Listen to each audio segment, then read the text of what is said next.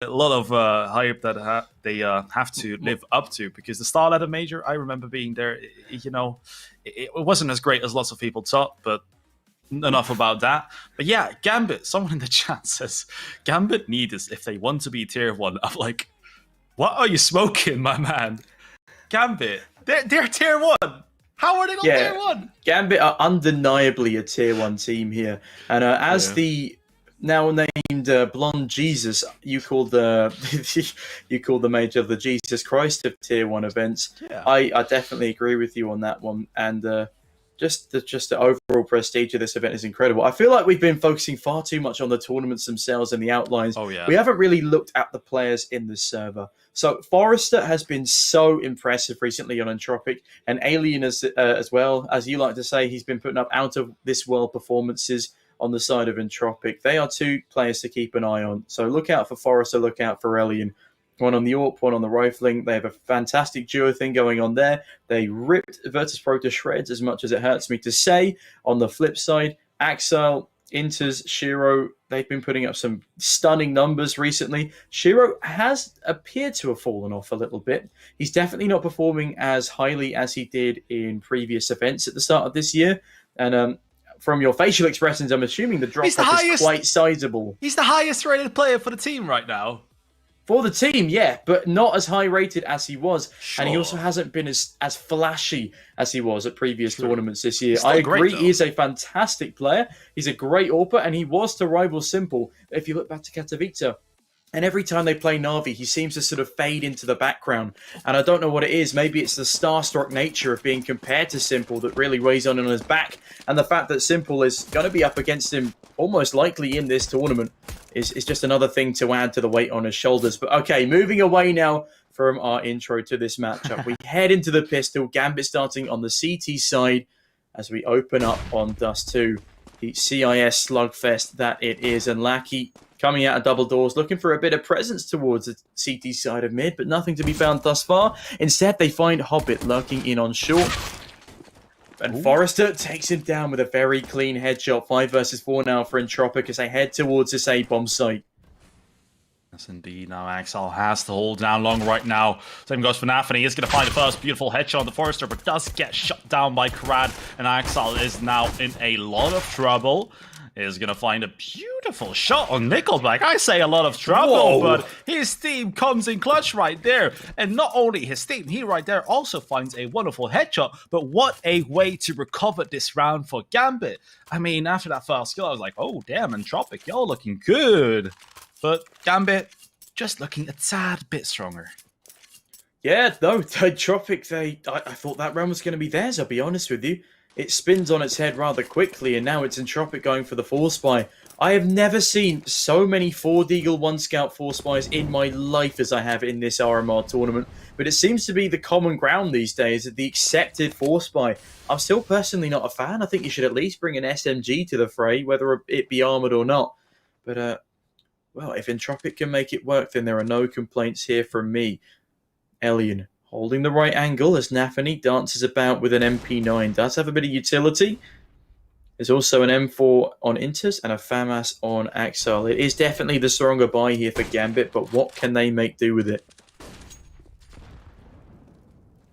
Hobbit here behind the double doors. Forrester only towards short, of course, Entropiq. Once again brought up into this one. Only thanks to the double doors, and here we have Alien. Peeking towards his A site. Shiro here has to be careful, only with an MP9. Nickel back. Coming out. And Shiro here with the MP9, gonna find one. Only actually Axel took another kill, and now Gambit Esports in the 4 versus 3. Bomber's gonna be planted still by Nickelback. That's a huge win. And now Nickelback. The jump shot gonna come in. No, I do believe that was Inters to find a kill. In the end, it doesn't matter. Gambit Esports are going to come out victorious. But Entropiq definitely wasn't expecting them to get a bomb plant there. Yeah, I feel like I oh-no'd a bit too early, because I thought the MP9 play peeking up above the box would have a lot more impact than it did. It only finds 1 kill. I believe you were a little surprised as well, as the teammates from Long chime on in. Either way, that is a very convincing opening for Gambit. They start 2-0. And if you have a look at the parry match odds, they're quite harshly in favor of Gambit here. 1.3 to the 3.30. Oops, that's knocked something over, don't mind me. But if you want to get a bonus on your first deposit, then why not hop down to the banner in the description and try your hand at making this a little bit more of an interesting watch with parry match. But please do remember to gamble responsibly. And Shiro does see the head of a player running straight down middle, opts for the grenade instead of the scout shot, and that's definitely the better option as Crad, down to 44 now, may even be finished by Hobbit's grenade, and he will be. Excellent utility thus far from Gambit, and now in the 5 versus 4, they look to continue capitalizing off of a weakened buy of Entropiq. The Deagles to no avail just yet. Can they at least find one with their Desert Eagle investment? Forrester there. Spamming the wall, perhaps trying to fake out something, because he's not going to be getting a kill with that. Now Nickelback here with the Desert Eagle will be peeking towards B site. A bit flashbang. On his MP9, and now round number 3. Nickelback. If he finds a kill right here, that could be the opener for his team, but Gambit, they are looking very damn good again. And it's just really refreshing to see a team that is the, team that is supposed to win actually playing good, because today we have seen some crazy, well, not crazy underdog stories per se, but we have seen the top dogs kind of underperform early today. Yeah, we saw in the first match of the day, Renegade slipping up quite second badly. One as well.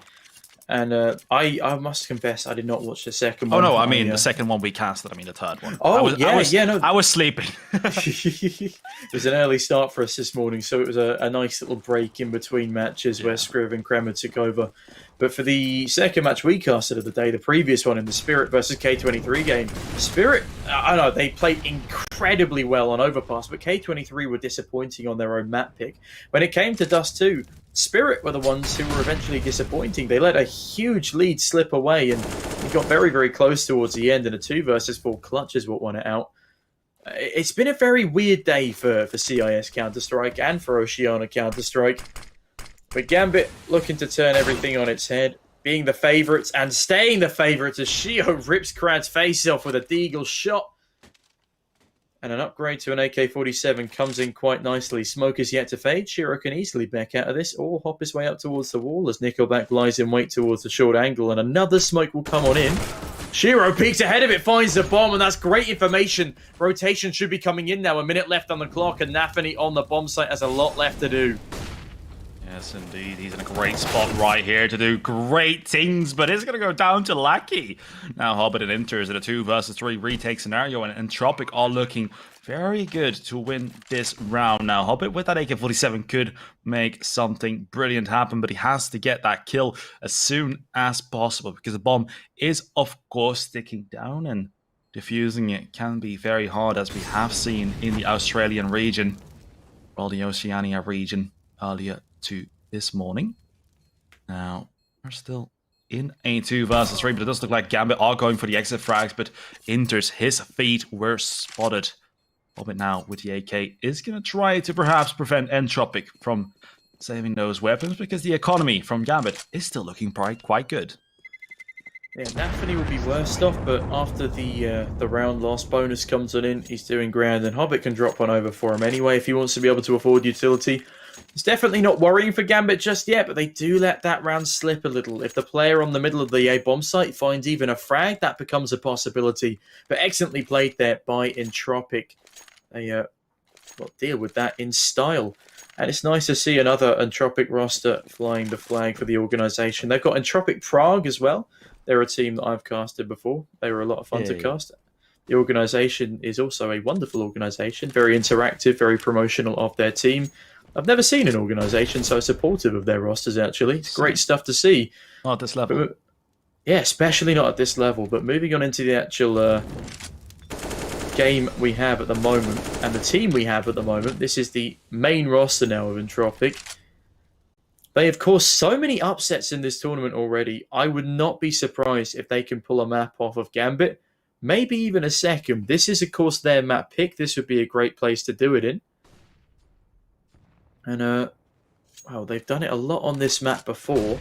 Can they do it against the #1 team in the world? Why, Alien peeks on in towards short as the run boost comes on in. It's down to Shiro to defend this A bomb site. And the CTs, they do hold down the A-long doors, but that's not where the play comes in. Yes, indeed. Shiro here holding down the push. Number 5 now. Forrester. Can go towards that B side, perhaps. Smoke, of course, still blocking it out, but oh, look at Crad. He is looking to go towards his A site, perhaps looking to find a frag. Now, has to be careful now. The smoke has faded away. You can see that he's falling back, and his team are going towards the B site. Lucky with the headshot on Twinters. Now, Nafany is going to lose his head as well. Now, look at this Gambit. What a surprise play from Entropiq. Yeah, Gambit just get blasted. A double entry there from Lackey is absolutely huge. And Hobbit, it's a messy spray. Takes Crad down to 11, but it won't be enough to seal the deal. Either way, that man was heading towards the wrong bomb site. Hobbit readjusts nicely, decapitates good old Crab, but Forrester from the backline trades one back on out. And the economy of Gambit is slowly slipping into ruin, especially if they can't save this AWP on Shiro. And the AWP on Axel. Alien, he's looking good for the kill here. The flashbang is perfect, though. Axel escapes with 42 points of health, and he probably will be able to fight another day, especially as he continues to fall on off. These T's are hungry. They want frags. They're pushing into the A-long doors. Opt against it, though. Save the AWP over, and a second round on the board to Entropiq. As Gambit are not looking as dominant as they did in the opening 3. And obviously, the opening 3 rounds are deceiving. Yeah. They make you think, oh, wow, look, this team's got a great early lead. But, of course, the buys in the opening 3 rounds are always messy for both rosters. And, I mean, they can usually go either way, but this time they all go towards Gambit. Now when we go down to the actual gun rounds, Entropiq are looking almost dominant here. Yeah, indeed. Today we have seen that the teams that find the early success don't really find success in the later stages of the game. It's usually the other team that ends up taking the lead pretty soon after. Now, Gambit still able to do something, but Hobbit here. Ooh, this is timing right here. But Crad turns around in the right second, finds a kill. That's the second, and Nafany goes down as well. Now Shiro does still have an AWP. Intas is going to find a killer. No, not like this. Entropiq, I'm starting to get scared for you guys. This is getting very scary now. Shiro, if he can find another kill, it is going to be a 2 versus 2, and then I might even think that they're going to win this one. But Nickelback here, playing around the smoke. Good play this to perfection, but Shiro with the no-scope. Now Intas in a 1 versus 2. And I'm starting to feel like this may be too difficult of a task because he doesn't have any armor and a defuse kit. But he'll definitely be able to pick up the defuse kit, I think, on short. But he is going to go for the save. Good call. I was going to say, why does he not go up towards short and grab that AWP? And I think that's exactly what the call has been made. He's going back now for that AWP. Grab that up. I believe there's a defuse kit on Shiro. Needs to be careful of Alien on site. I mean, he could still go for this. It's technically winnable. But yeah, with no defuse kit and an AWP, so he's going to want to go and save. Heads on down to the B-bomb site, where he will attempt to deny this hunting attempt from Lackey. Lackey will continue towards the T-spawn.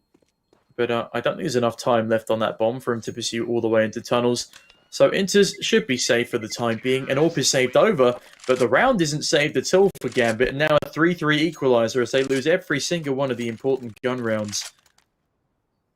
Yeah, now 14 more seconds left of race time. Enough time for both of these times to make up their mind what they do want to buy. And we're going to come out with 4 M4s, up on Shiro.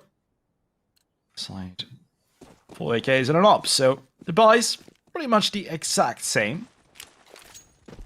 Keep throwing a flash towards long. Only make sure he's not going to be able to go for the peak. Now, there is no op, so he might have even found an AK headshot there. Isn't going to go for it now. Entropiq. Only trying to decide where they want to go. Crad is going to go out of the doors. Finds the first one to Hobbit. Nafany not going to go for the trade frag. Perhaps a nice decision because no one, or well, not a single smoke is towards middle, so he could oh, Crad! No words for that one. Comes out, finds his 3rd kill in the round, and Entropiq now in a 5 versus 2. I mean, I didn't give my prediction yet on this one, but honestly, Entropiq, you guys are looking good. As I said, Entropiq have been dealing with Titans lately, and they seem to struggle far more against Tier 2 teams than they do against the best of the best. Already beating Na'Vi 2-0, and Lackey looking like he's stealing another kill away. Exile will fall. Shiro in a 1 versus 5. And I know Shiro is good, but I don't think he's this good. He may even struggle to save the AWP over into the next as they slowly close around his position. There is money galore to spare on this Entropiq side, so they don't care if they lose a few players as long as they catch out Shiro. But no! It's a flawless 4th round on the board for Entropiq, and Gambit looking empty. Dust 2 is actually statistically Gambit's worst map. They played it 13 times with only a 54% win rate. So if Gambit were to lose a map, I wouldn't be particularly surprised if it was Dust 2. Going on to Vertigo, however, after Entropiq's performance against Virtus.pro, admittedly, Virtus.pro choked badly. They weren't able to close out the game. I don't know if Gambit are going to have the same story, so that's going to be a very, very difficult second map for Entropiq. I think we are going to be going 1-1 in this series. That's my prediction. I could not tell you for the life of me who is going to take this one 2-1. It's just too difficult to try and piece together. But it would be refreshing to see a 2-1 today. Every other series of today has been a 2-0. And I think this is definitely the game that deserves a 2-1 scoreline. Yeah. There's a lot at stake here. Both of these teams tussling for approval. And Gambit, with just the Desert Eagles and a P250, certainly going to have to pull off something miraculous here to gain mine. I do feel like the team that is going to win this map might take it 2-0. Entropiq, especially if they take this one, Vertigo, I think they can win that as well. I mean, for both teams, honestly, I think this is also going to be down to momentum in the mental games. So that is why I do believe that if a team wins this, or well, a team is going to win this, but a team that will win this map could be taking it 2-0 based off the momentum, because these teams right now is looking so damn 50-50, perhaps even 70-30 the way it's looking right now towards Entropiq. Find it crazy to say because Gambit is, of course, the #1 team in the world right now, but as we've stated before, in these regional rivalries, you can throw all the rankings out of the window because it kind of gets 50-50 rather quickly. Now Forrester is going to find 2 entries. Oh, but Inters and Exile now going to try to hold on to this A bomb site. Jesus. They're all just falling like flies. Entropiq, where the hell is this coming from? Now, actually, I shouldn't be asking myself that because they have definitely proven themselves a lot lately. But my question definitely is, what is their limit? And their limit, it's looking like the sky. Yeah, the sky is certainly the limit for this Entropiq roster. They're decimating Gambit right now. They've won every single gun round. They've had 2 flawless rounds against Gambit now. And if Gambit aren't able to pick up round number 9, then I fear they are down and out for the entirety of the first half. Yeah, 5 in a row for Entropiq. So Gambit so far have only won the opening 3, which was the pistol, a force, and a rocky investment on the back of Entropiq. And now the bomb hurtles its way over towards B. Are they actually going to go for the tunnel? No, it's just Alien looking for an entry P. In the meantime, there's a default for the rest of the Entropiq roster. One over towards A long doors, making sure they don't get aggressed from the rear flank. And another holding down mid. That will be Crad. And he'll be able to give up any information on a cross so they can go for a speedy rotate to the opposite site. And they try and fake as much presence as possible towards B. If they were able to draw a rotation on the cross, I feel like they definitely would have fast rotated to A, but they don't manage to achieve that for the meantime. And, well, now they try and prod around these double doors. Yeah, now, Nickelback. Molly towards short, making sure that there is no AWP there. Shiro is currently towards long, though, but yeah. I mean, I do have to step back now. I mean, I was saying that Shiro, of course, he's the highest rated player on this lineup. But that is, of course, in the past 3 months, and he's not looking as good as he did earlier on this one is. And Alien is going to find a no-scope there onto Hobbit. And now Entropiq are coming towards his B site. Intus, loses his head just like that. Nafany now coming in. But Entropiq, this is looking like a very dominant round because look at the positioning of Alien. Yeah, Alien, he's on the rear flank though, but he does get spotted. Has to fall back down short. Shiro Closes on his position, sees the head, finds a frag. Now in this 3 versus 2 retake, it's going to be incredibly difficult. They don't have utility, but it's going to be a one they have to go for. Forrester hides under window as his compatriot hides behind double doors. They have great positioning here. They can trade off of each other, and Forrester starts things off. No trades needed just yet. He sees Axel jumping around, finds another head. All down to Shiro, picks up his first. Can he deny a round from Entropiq? Ooh. And he gets the frag. Does he have enough time on the bomb? Grabs the defuse kit and starts it off. Gambit finally put a 4th on the board, but it's not done with ease. Shiro forced to find a 3K in that round, and he does it in an excellent fashion. Entropiq let the round slip from their fingers. A double kill there from the man in the corner. But it's Shiro to seal the deal. And as I was saying going into this one, Shiro hasn't looked as convincing in these past couple of games as he has done over the past couple of months, but he certainly started to show up here on Dust 2, where he is now carrying 11-5, whilst the next best KD on his team is 5-6. How does my man Forrester lose that one? He was looking so damn good, so crisp. Now, talking about looking crisp, Shiro. I mean, I was kind of saying that he wasn't performing too well, but the man is 12-5 right now, if I'm not mistaken. So, I'm gonna eat my words back up right there. Lucky. Pulling down the smoke towards long, and now Crad looking to find someone towards short. Entropiq gonna want to make this A split happen. Axel here behind the long doors. Molly. Ooh, Axel. Not gonna be tagged by anything. Also doesn't give away any information. Now a minute and 6 seconds left, and Entropiq now looking to execute towards his A site. That is gonna throw a smoke to prevent access from the CD spawn, but now the execute is coming, and Shiro and Hobbit are gonna try holding this under lockdown. Shiro, Flameline goes down, and now Crad has to find Hobbit right there. He's still there. How does he survive that long? Finds the kill into Crad, and now Gambit Esports in a 4 versus 3. Hobbit is gonna get flashed, does look away, but is gonna go down to Forrester. And now a 3 versus 3 retake.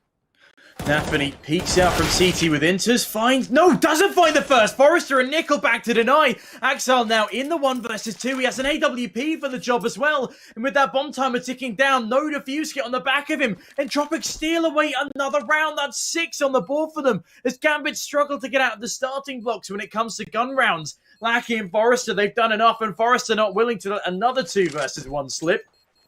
There we have it. He's going to be hunting the AWP as well. Axel will hear this running up of short. Finds a kill onto Lackey. Forrester saves things over with an AK. And a very, very crazy 6th round for them. The economy for Entropiq is booming. Gambit are looking like they're heavily on the back foot. And this is not the same Gambit lineup we've seen in recent months. They just look like they're really struggling, especially after going 3-2, barely making it through into playoffs in the first place. Yeah, indeed. Now, that is something also to take into mind. Now, I do want to say Entropiq is a tier 1 team right now in my book, but there is less information on them, especially against teams like this. So, Gambit seeming to struggle against the lower ranked teams, especially compared to them. I mean, it just looks like they play better against the teams higher in the ranking. Of course, Na'Vi. Not going to include them because they did just lose 5 maps in a row to them. Now Shiro here is going to find a kill into Forrester. We're going to miss that just by a second. But yeah, Gambit Esports, it would be quite crazy if they can pick up this round. Nafany here with his team are going to be pushing up from short. This could be huge. They're going to find all the kills. Grad goes down as well. Nickelback and Lackey. There's honestly nothing much they can do right now because Shiro is here. Finds the kill into Nickelback. 2nd in the round, and Lackey 1 versus 5.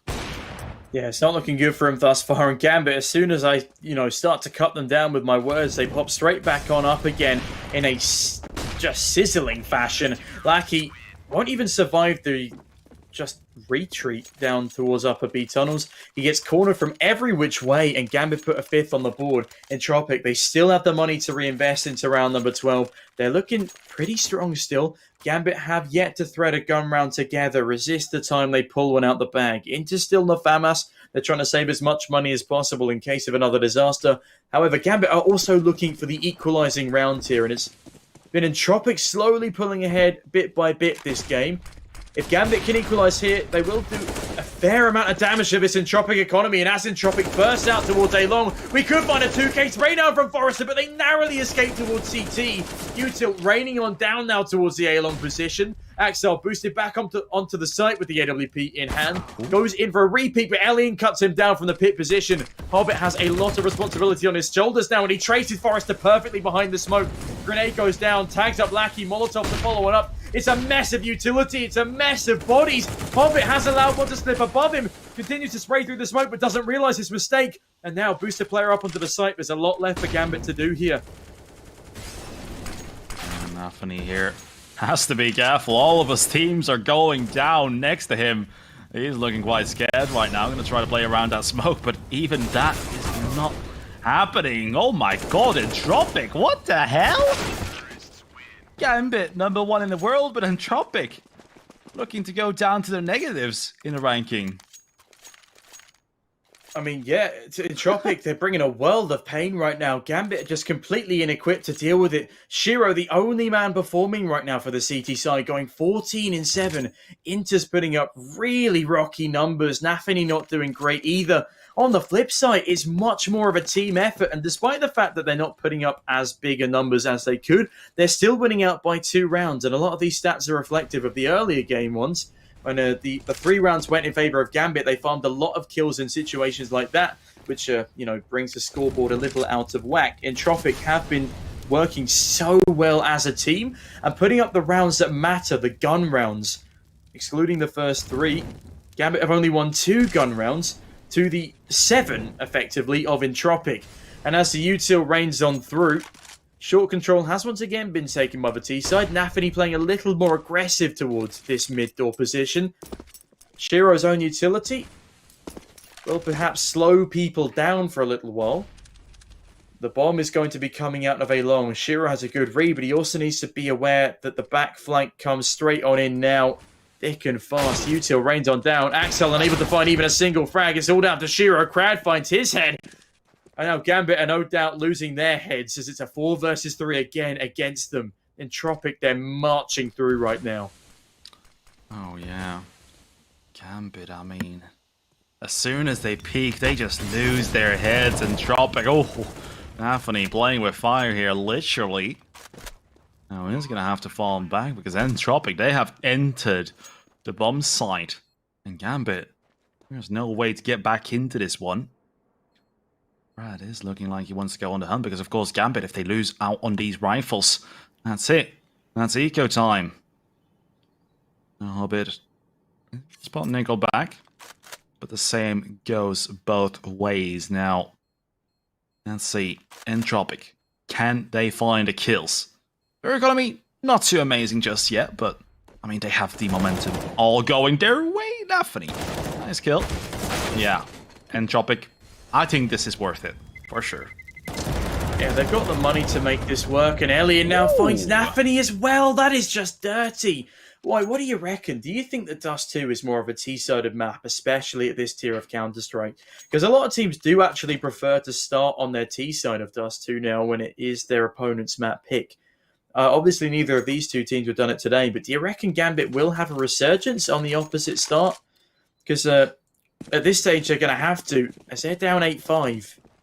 I don't think this really has to do with the lines. I think this is more the teams that are currently playing. I mean, all I'm seeing right now is green. And green alone. Exile. Yeah, I was going to say, Gambit certainly green with envy at how well these Entropiq players are just doing this entire game through. Yeah. Brad now looking for an entry towards middle. He drops the smoke to cross up to the boxes and does need to be careful here of Inters, the lone saved over rifle for Gambit. Now, round 14. We are getting close to the end of this first half. Inters is going to throw a molly. He's feeling the pressure. Entropiq, they are absolutely in the driving seat. Now, let's not forget, it can be hard for teams like this to close out games, so you're not out of the woods just yet. Entropiq definitely not, especially not after that kill from Nafany. Currently is a 4 versus 5, and these are the rounds where they tend to crumble. Well, oh, there's a lot of players they here tend towards to crumble, but The timer does still have 40 seconds left on the bomb. They will be heading in towards these pistols, but Alien already entries so cleanly. Sloppy. And Crowd to follow one up. Intus, though, they will check him, but not properly. All the way hidden to the deep of Goose. Intus now has to deal with 2. He finds a 2K spray down. That's huge from Intus. Now a 3 versus 1. And perhaps he will white. As they do slowly crumble. Lackey spins on in, finds ahead of Axel Inter, so he plays it so well. He's playing for time as much as he is with his frag, but Lackey finds the kill. Now all down to Nafany, the 1 versus 1. Can Lackey seal the deal here? He will have to go for the bomb plant eventually, and that smoke will cover him for a little while. Nafany, oh my goodness, gets his head shredded to pieces. Entropiq storm ahead to a 9th, and now a 9-5 scoreline to them. Means Gambit are going to have to do so much to recover. If they don't win this last round, they won't be able to deny Entropiq double digits, and that could just be a slaughterhouse going on to their CT side. Oh my lord, do these boys have jerseys? May have to get myself one to start repping at the tier 1 events that I like to go to. As a spectator though. Just to clarify, I'm not that delusional. You and your ESEA Open team making it all the way up to the major? Bro, I couldn't even get out of Open, let's be real. That'd be a sight to see. You've made playoffs. That's more than most people. Hey, yeah, we'll give you that. I did. Or did I actually? Wait, did I? Have you lied to me, White? Did I? No, White's lied to me. He's never actually made it to ESEA Open playoffs, and now Entropiq, who made it to Premier actually. Yourself probably dealing heavy damage. Yeah, so they made it through Premier. They won Premier. They made it to ESL Pro League. And Nafany does shut down Crad early on. Nafany wants his own spot in ESL Pro League, which I think they have anyway off the world rankings. But that's besides the point. A double entry now for Gambit. They are very, very eager to deny this double digits round for Entropiq. And so far, looking so good. They will have to deal with Forrester, who's playing sneakily behind double doors, and the Orpa in mid. Charging on top, Nafany. There's very little opportunity for him to survive this engagement, and he does not as a result. All down to Intus here as they hurt their way towards his B bomb site. Intus finds the first drop zone off. Forrester will fall, and now a 2 versus 4. 40 seconds left on the clock. Intus dodges the flashbang, but Elliot doesn't check his corners. Intus is a big 3K in the round as he locks down the B bomb site. And now Gambit finally put their 6th on the board. 9-6 now to the Entropiq boys. But Gambit are not quite as down and out as it once seemed, but Entropiq still heavily favoured by the parry match odds. 1.55 to 2.35. And ladies and gentlemen, if you want to get a bonus on your first deposit with Parry Match, head on down to the description and click on the banner, which will take you to their website, and you can spice up your viewing experience a little by risking your own capital. But ladies and gentlemen, please gamble responsibly. Yes, indeed. Be very responsible about that, and also leave those damn teams alone when they lose. God damn it. You know? Yeah, chat molding, man. Better's molding. Oh, yeah. Always be kind. You always got to expect to lose the money you risk, ladies and gents. Don't risk what you can't afford to lose. Don't lose. Exactly. Don't bet what you can't afford to lose. Sorry. Don't you worry. Lucky, though. He can't really afford to lose his head in this situation, but he does regardless. Gambit start things off quite strongly on their T side. Shiro is very low HP, though. If they can find a 2-man advantage, then I'd say they're definitely secured, at least for the time being. Nickelback, his feet peeking out behind the smoke, and Nafany spins on round, but it is him to take more damage in this engagement. Towards short, Nafany will go, but he hears a lot of rotations towards A. Are they going to go B off the back of this? I feel like this could be a possibility. Yes, indeed. Oh, Forrester. Gonzaga Nafany down to 29 HP. Drop 4 versus 5. Make that a 3 versus 5. What a shot from Nafany. Good to be the half where Gambit come out ahead, but Forrester, he's just come out of nowhere in this round, finding 2 beautiful frags. Can he find more? Yes, he can. No. Wonderful 3K now. I do believe he only had 3 bullets. I may be wrong on that. Oh, now, we've had a disconnect. Shiro and Nafany, 2 versus 5. I do believe that was a dead player, yeah? It was indeed a dead player. They were killed earlier by Forrester, but now it's their connection killing them softly. And Forrester so with how many bullets does Forrester have? The pistol. 2! How many kills? I was right! He had 3 bullets! Oh! So he gets 2 kills with 3 bullets? No. In the end, when he got that final kill, he only had 3 bullets left in his magazine. So that was kind of impressive still. I mean, it wasn't insane like, but still, you know, 3 bullets. That got me excited for a bit. Sorry. No, that's all right. You know, 3 bullets left in the USP. It takes me about 15 on average to get a kill with the USP because I suck with pistols. Same, man, same. I'm more of an AWP person myself. I'll be honest. I can use an AWP sometimes. We had a good game 2 nights ago on Dust 2. Yeah. I got a 1v4 clutch. I am someone who feels like an AWPer, prefers to play with the AWP, but it's actually better with the rifle. No, I mean, Shiro definitely a better AWPer than I'll ever be. You know, I aspire to be like one of the greats one day. I don't know how they do it. They must have like some cyborg chip implanted in the back of their neck or something. Just gives them like inhuman reactions. That's the only thing I can think of at this stage. Also, Gambit, they're going to have some inhuman reactions if they want to win out this round on just a single invested Deagle. It will be on the back of Shiro, their top performer in this game. Entropiq, they're looking pretty damn steady to take an 11th on the board, whilst Gambit struggle to even find double digits. Oh, yes. And that's so unlucky. Yes, indeed. A scout shot doing a lot of damage. At that point, when you're like 17 HP with just a pistol, it's like... You're just wishing like, God damn it, why did he not just kill me, you know? Life is hard already with a pistol. And then just that low HP. Lackey, though, is going to get his bell rung down to 40 HP. He has to be careful. Inters and Hobby now, 2 versus 5 with the Glauks. Ew. Getting his bell run. I like that. A nice dink in the face. It's a dinner bell. It's a dinner bell, because Entropiq are rather hungry. They're feasting on these Gambit esports players. Inter's down to 15. Hobbit on 100 with nothing but a Glock. And he's all out of luck as well. Forrester finding Inters, and they're just feasting on the eco frags. Gambit can't get anything done in round number 17. Not that they were expected to in the first place, but not even the Deagle finds a speck of damage, I do believe. And Alien is just on fire with his scoped weapons. Gambit are still not looking great economically. Shiro's Deagle investment does nothing for him because he can't even find a kill with it. And now we will see a force buy investment. But it's not that much of a force buy. It will just be a lackluster set of utility on Shiro. And a couple of missing specs of util here and there. That is the bonus of having cheaper weapons on the T side. You can afford to fully invest. And oh no! Elliot finds Shiro! What just happened? He was standing still. So what I saw is Shiro, he moved to the right to not be exposed towards a double door, so perhaps his dog was scratching his leg or something, because he was just standing still. Now, sometimes, you know, when you're in matchmaking, you tend to do that. If you want to be AFK, you have to move to the side first, because otherwise the opera can see.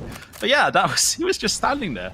And also, they can't call... If that was a technical problem, they can't call a round restart, because the damage been done. In fact, the whole kill has been given up from Gambit. Yeah. And now this is looking about as bad as their game against Team Spirit. That was a whitewash, as with their game against Navi. Nickelback plows through Axile. Naphany finally trades, but in the 3 versus 3, how much can they get done? Possibly a lot more than the 4 versus 5. Inters jumping off on top of the boxes, has to be so damn careful though. The bomb carrier himself gets his head removed by Lackey on the SMGs. These are AK-47 players getting torn to shreds, majority by SMGs. It's all down to Hobbit in the 1 versus 3. He may have won a major, but can he win a 1 versus 3 in the qualifier for the next? I honestly doubt it. And Entropiq look to put up 12 on the board to Gambit 6. Double their scoreline in round number 18. Yeah, I mean, Gambit, that was just such poor timing on that kill towards the T-spawn. Now, of course, you know, we're not entirely sure what happened right there, but we did see that he was standing still right there. You know, sometimes in life in Counter-Strike, you just stand still. Perhaps he was saying something to a teammate, focusing on something else. But yeah, in the end, that was a bit of a misstep. Also, a wonderful shot from his opponent, though. Can't discredit that, but now Hobbit saving with the AK-47. I'll also make sure that he's not going to get the bonus money that he... honestly, I mean, saving the AK-47, nice and all, but... Oh, okay, yeah. If they want to force up, fine. I agree. Yeah, but at the same time, they're forcing into a losing game, I'd like to say here. Entropiq are just bulldozing them, and as the HLTV rankings can often be deceiving, Entropiq are bullying Gambit on the CIS map. Gambit admittedly have this as their worst map in the pool, obviously excluding their instant ban, and that is Nuke. Perhaps they are going to have to bring Nuke into their map pool, or at least switch things up a bit with Train, because they can't afford to keep losing Dust 2 to the Tier 1 teams. Yes, indeed. Now, Orbit looking to go towards short. No one currently holding it down, though. Alien making sure that he's there whenever that long smoke fades. You don't want someone to sneak through and then just jump in your face from the corner of long, so good on him, and he's holding that. But yeah, Gambit Esports, they're just waiting for aggression from Entropiq. But Entropiq, they're looking so damn good. I mean, they're not getting overconfident. They're playing textbook Counter-Strike. And that is what brings you to majors, ladies and gentlemen. If you are playing an EC Open, play like them. Yeah. I want to read that textbook, because I want to be as good as Entropiq are looking right now. They don't over-aggress. They don't give up stupid deaths. They don't do anything wrong here in round number 19. Yeah. And Crad, perhaps this is a little over-aggressive, but if he plays as well, if he gets a flash from the team, then he's going to find one. He doesn't even need a flash. Nafany will fall. Nickelback doubles up, and now a 5 versus 3. Gambit are crumbling in front of our very eyes in the quarterfinals of an RMR event. Crad sees another, and despite Nickelback's low health, he's still in a great position to at least give information to his AWP that there's a man on long. The Deagle could get something done here. Axel will find Elian. Hobbit finds Crad. And the textbook has clearly been closed a little bit. Perhaps they skim read the text as Lackey finds another. Nickelback following up. Time. Shiro now 1 versus 2. And yeah, he lost. He lost on time. And he doesn't even get the AK. Just to add insult to injury, it's falling to pieces for Gambit. Textbooks still open up wide. I mean, yeah, the textbooks, they've added they've sellotaped the page back in that they accidentally dropped on the floor. These textbooks do get recycled a little bit, you know. Yeah, and I mean, in the past, the Stratus used to be like a team known for textbook Counter-Strike, but right now they're in shambles ever since Device left. Let's be real, they're not looking as good anymore as they used to do. I really feel like Device was part of the glue holding the lineup together, and unfortunately he no longer is there. Now I hope they will get back up to their old heights, but what I'm trying to say is they used to be one of those teams that played lots of textbook Counter-Strike, but Entropiq, perhaps, you know, I mean, they're on the rise. I tell you what Entropiq is so good at, though. I feel like they put a lot of time into their counter-stratting, because they actually have the former coach of Gambit. No, sorry, a former player. Is it former player or former coach of Gambit? Is it Hooch? Either way, Hooch used to be tied to the original Gambit organization, and yeah, he was a player for their original roster. I believe before that the major potentially... Yeah, before the major winning lineup, way back. But so they do have a little bit of history here. I doubt that's really going to play into the current meta. It's been so long since he's been on that Gambit roster, it can't really be a contributing factor. But at the same time, this is going to be like a big win for him, and quite an emotional one as well, probably. But obviously, this Entropiq lineup, they're not quite seen just yet as the titans that Gambit turned themselves into. And Hooch has had a part of being in this whole process, and Nafany will find the headed crowd to start things off in round number 20, but Nickelback trades on in. Even when Entropiq are at a man disadvantage, I just feel like the way they're playing is so good right now. They're so good at anti-stratting these tier 1 teams, reading them like books, that they can never really be ruled out. And there you go again, another trade straight on back into 2 versus 2. And Entropiq, they still have utility. Axel may have a Molotov, but that grenade is going to be brutal. Inter's down to 62. Forrester finds Axel. All onto Inter's in the 1 versus 2 now, and he's going to have to spray them both down a piece. Sees the head of 1. Isn't going to realize he's already been flanked by Forrester and Entropiq. They've rewritten the textbook. It's a new one. They're playing flawless Counter-Strike here, and Gambit have no answer on the map pick of Entropiq.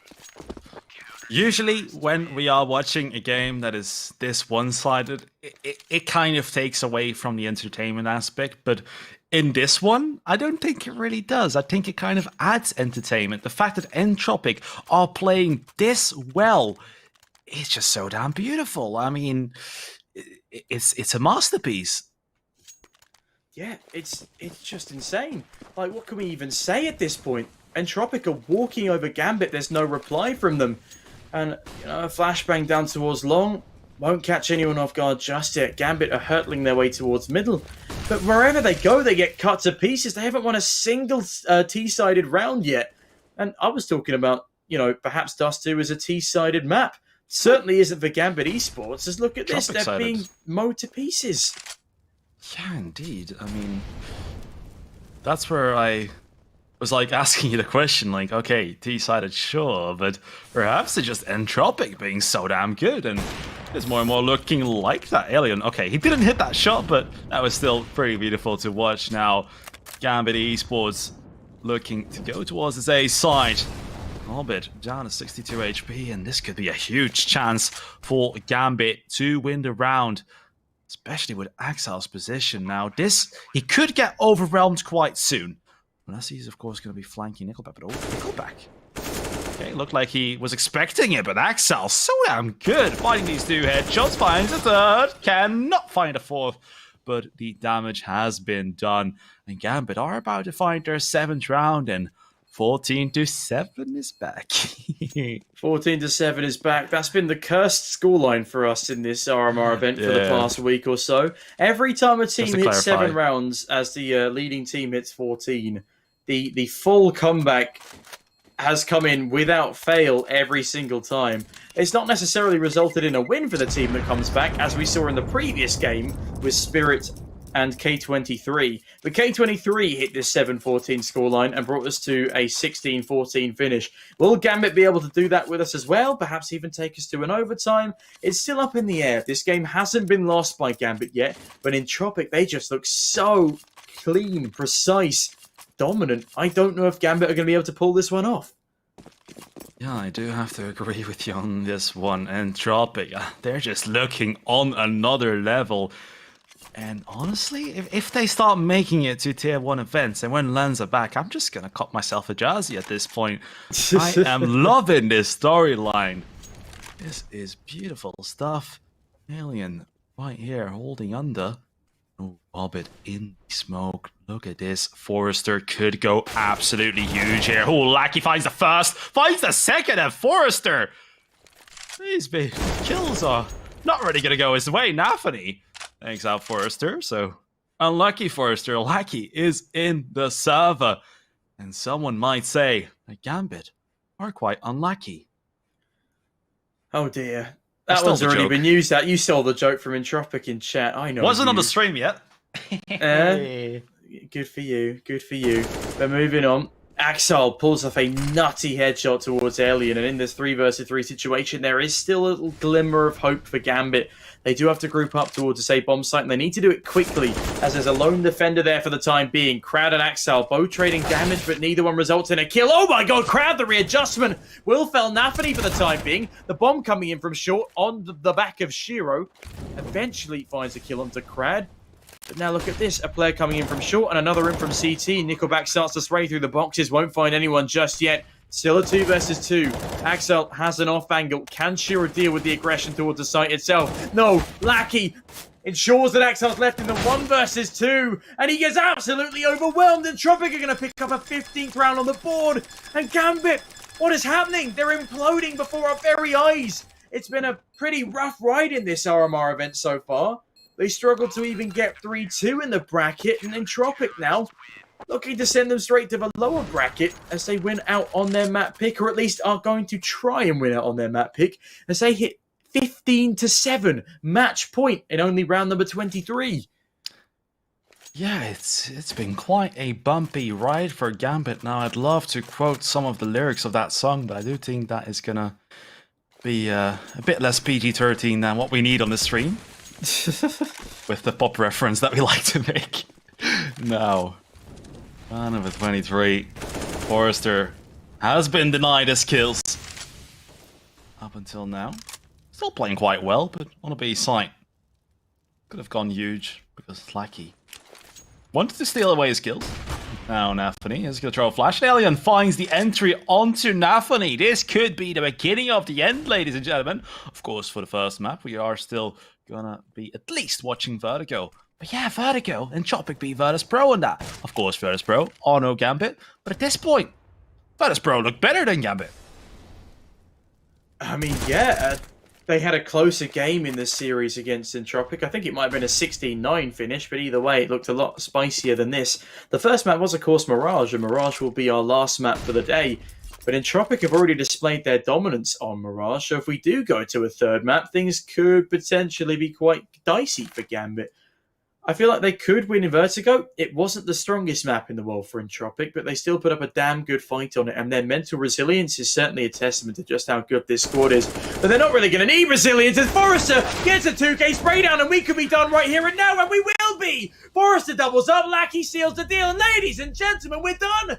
Gambit have just been dominated! Number 14 in the world ripped to shreds to number 1. And a 16-7 scoreline. It's unbelievable. Gambit looked lost throughout that entire game. And Entropiq, they just send us off. They're looking to, pack up, go home, have an early dinner, early night. They don't care about the scoreline. They're looking for a 2-0 against the number 1 team in the world as they look to dismantle yet another Tier 1 team from the bucket list. History is being written right here. Watch it unfold when Entropiq goes into the Tier 1 tournaments towards the future. I mean, this is kind of a Tier 1 tournament in itself, only for the CIS region, of course. The top teams are Tier 1, but this is absolutely huge for them. This is the perfect storyline for, what used to be the EPG family. They were grinding out Tier 2 events a few months ago. Well, they still are. But now, this month, they get the chance to play at the RMR event, and they're absolutely killing it. And if they keep playing like this, they might even win it out. I mean, they went 2-0 against Na'Vi. I mean, this is a team that got invited because of what they were able to prove of themselves in these past couple of months. And this was such a deserved invite. Look at them now. They are able to freestyle against the best teams in the world. Obviously, it's a lot more than freestyling. A lot of hard work and preparation goes into this.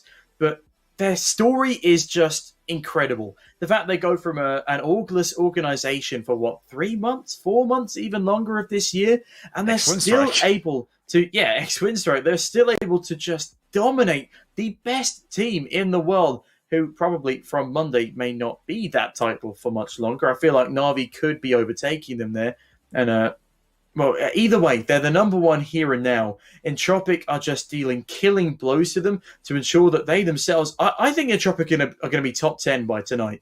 Oh, yeah. I mean, by tonight, not perhaps, because... Oh, wait, tonight. Tonight is the rank reset for HLTV. Right. It finally happens. I've been excited for this.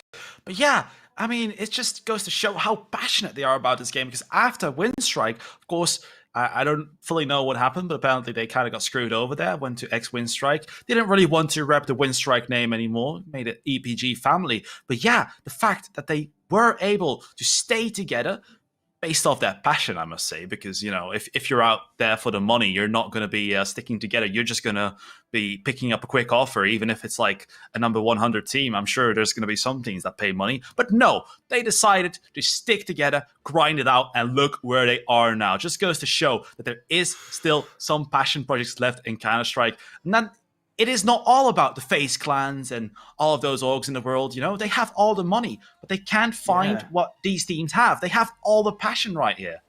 I mean, look at what's spending $1 million on Karrigan, $1 million on Cold Zero. Cloud9. And Cloud9. Yeah, let's spend $6 million on some great players. They just don't mesh well together. This team, I'm sure operation, it wasn't as expensive. Crumble.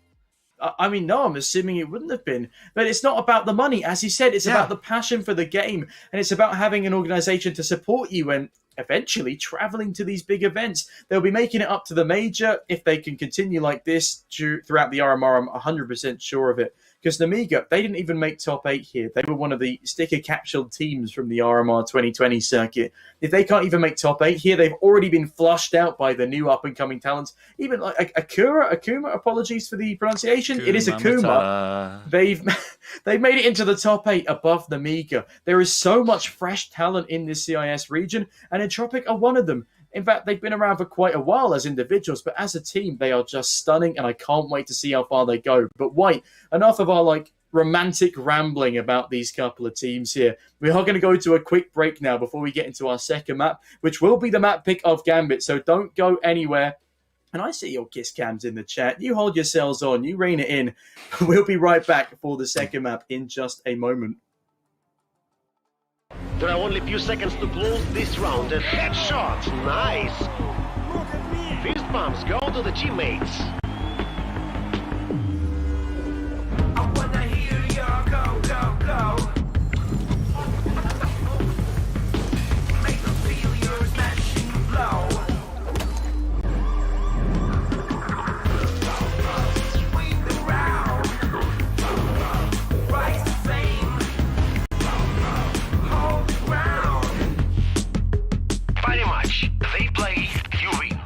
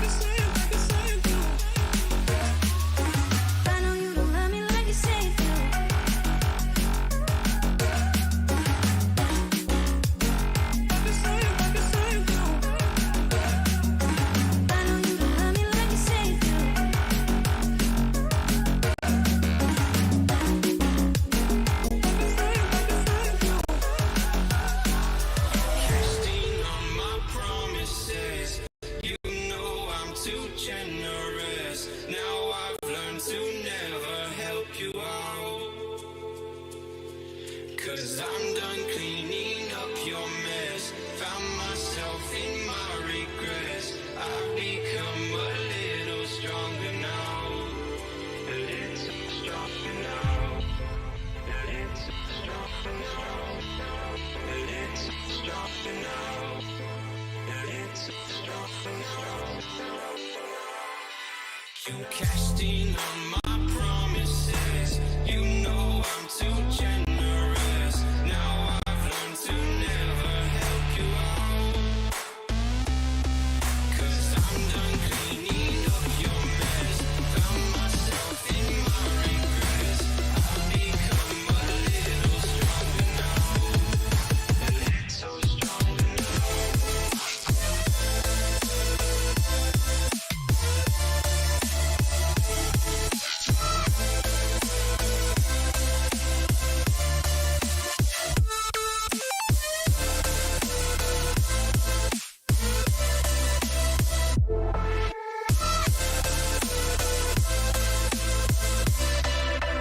Casting on my promises. You know I'm too generous. Now I've learned to never help you out. 'Cause I'm done cleaning up your mess. Found myself in my regrets. I've become a little stronger now. A little stronger now. Open eye, feel the waves cut through me. Hypnotized by the sounds I'm breathing in. Hold tight, chemicals collide. Hold tight, hold tight, hold tight. Dripping lights paint the skies, all because of you.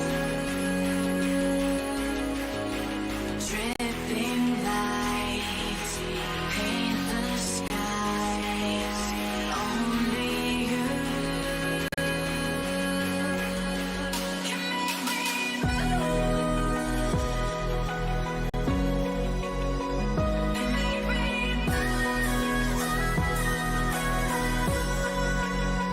me can make me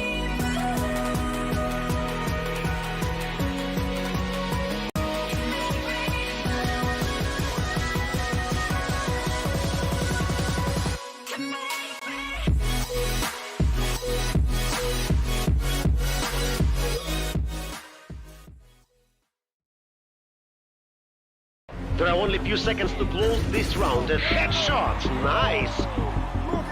Fist bumps go to the teammates. I wanna hear your go, go, go. Make them feel your smashing blow. Swing around. Rise to fame. Hold the ground. Pretty much. They play, you win. Hello, ladies and gentlemen, and welcome back again to Epic League.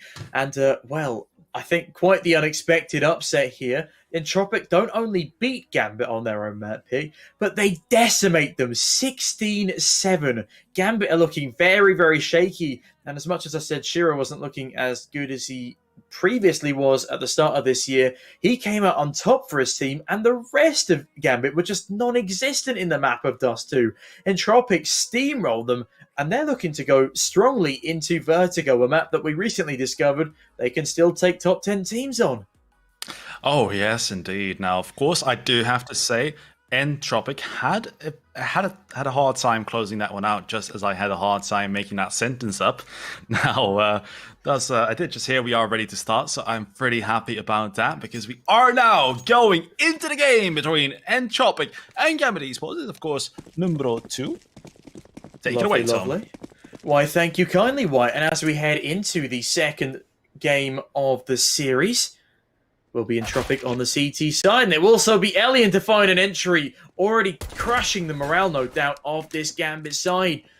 And now in the 5 versus 4 situation, Forrester has a lot to do, but we know how mean he can be on the USP. Actually doesn't find one just yet. Flashbangs rain on down, but there we go. Forrester with a quick peek finds one. Knuckle back onto another. Lackey finding another.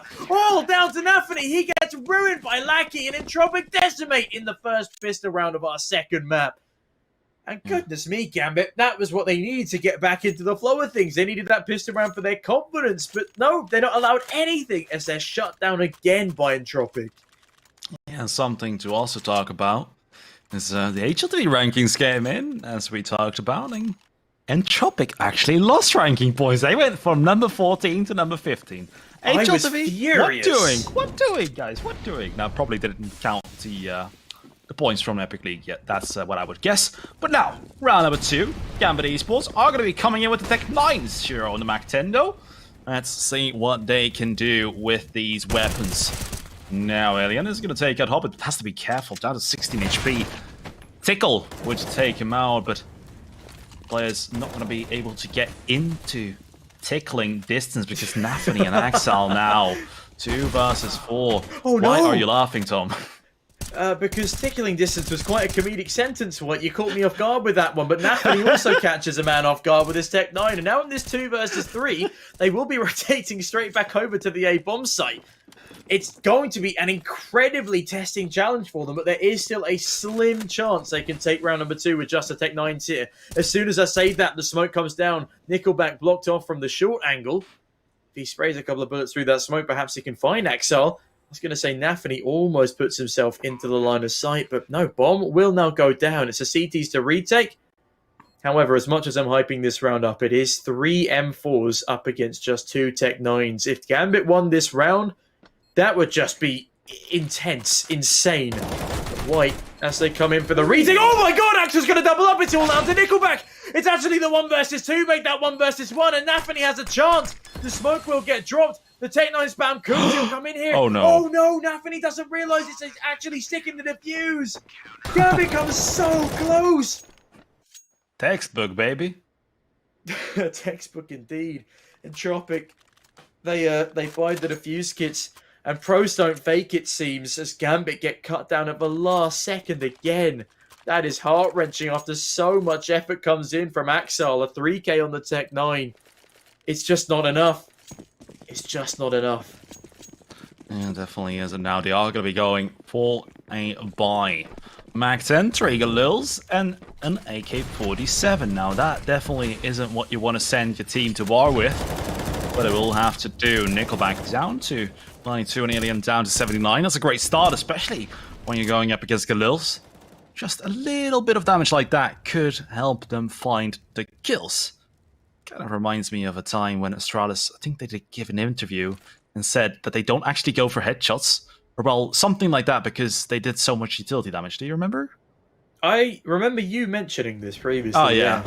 Because it was on Inferno, they did so much util damage that they didn't even need to aim for the head. They just run in with like an M4, go for the spray, and because everyone was already on like 30 health from like 3 grenades and a Molotov, they just got decimated, and it just made things so much easier, and that became the meta because Astralis was so good at mastering their utility. Yeah, indeed. Bit of trivia for ya. Indeed. Yeah. Love a bit of trivia, as Entropiq love a bit of decimating tier 1 teams. And despite moving down a place in the rankings, I definitely don't think that was deserved. That will probably be because they lost to Young Ninjas and also to Fiend. That definitely won't help their cause at this point. And also, this match has not been factored into the system just yet.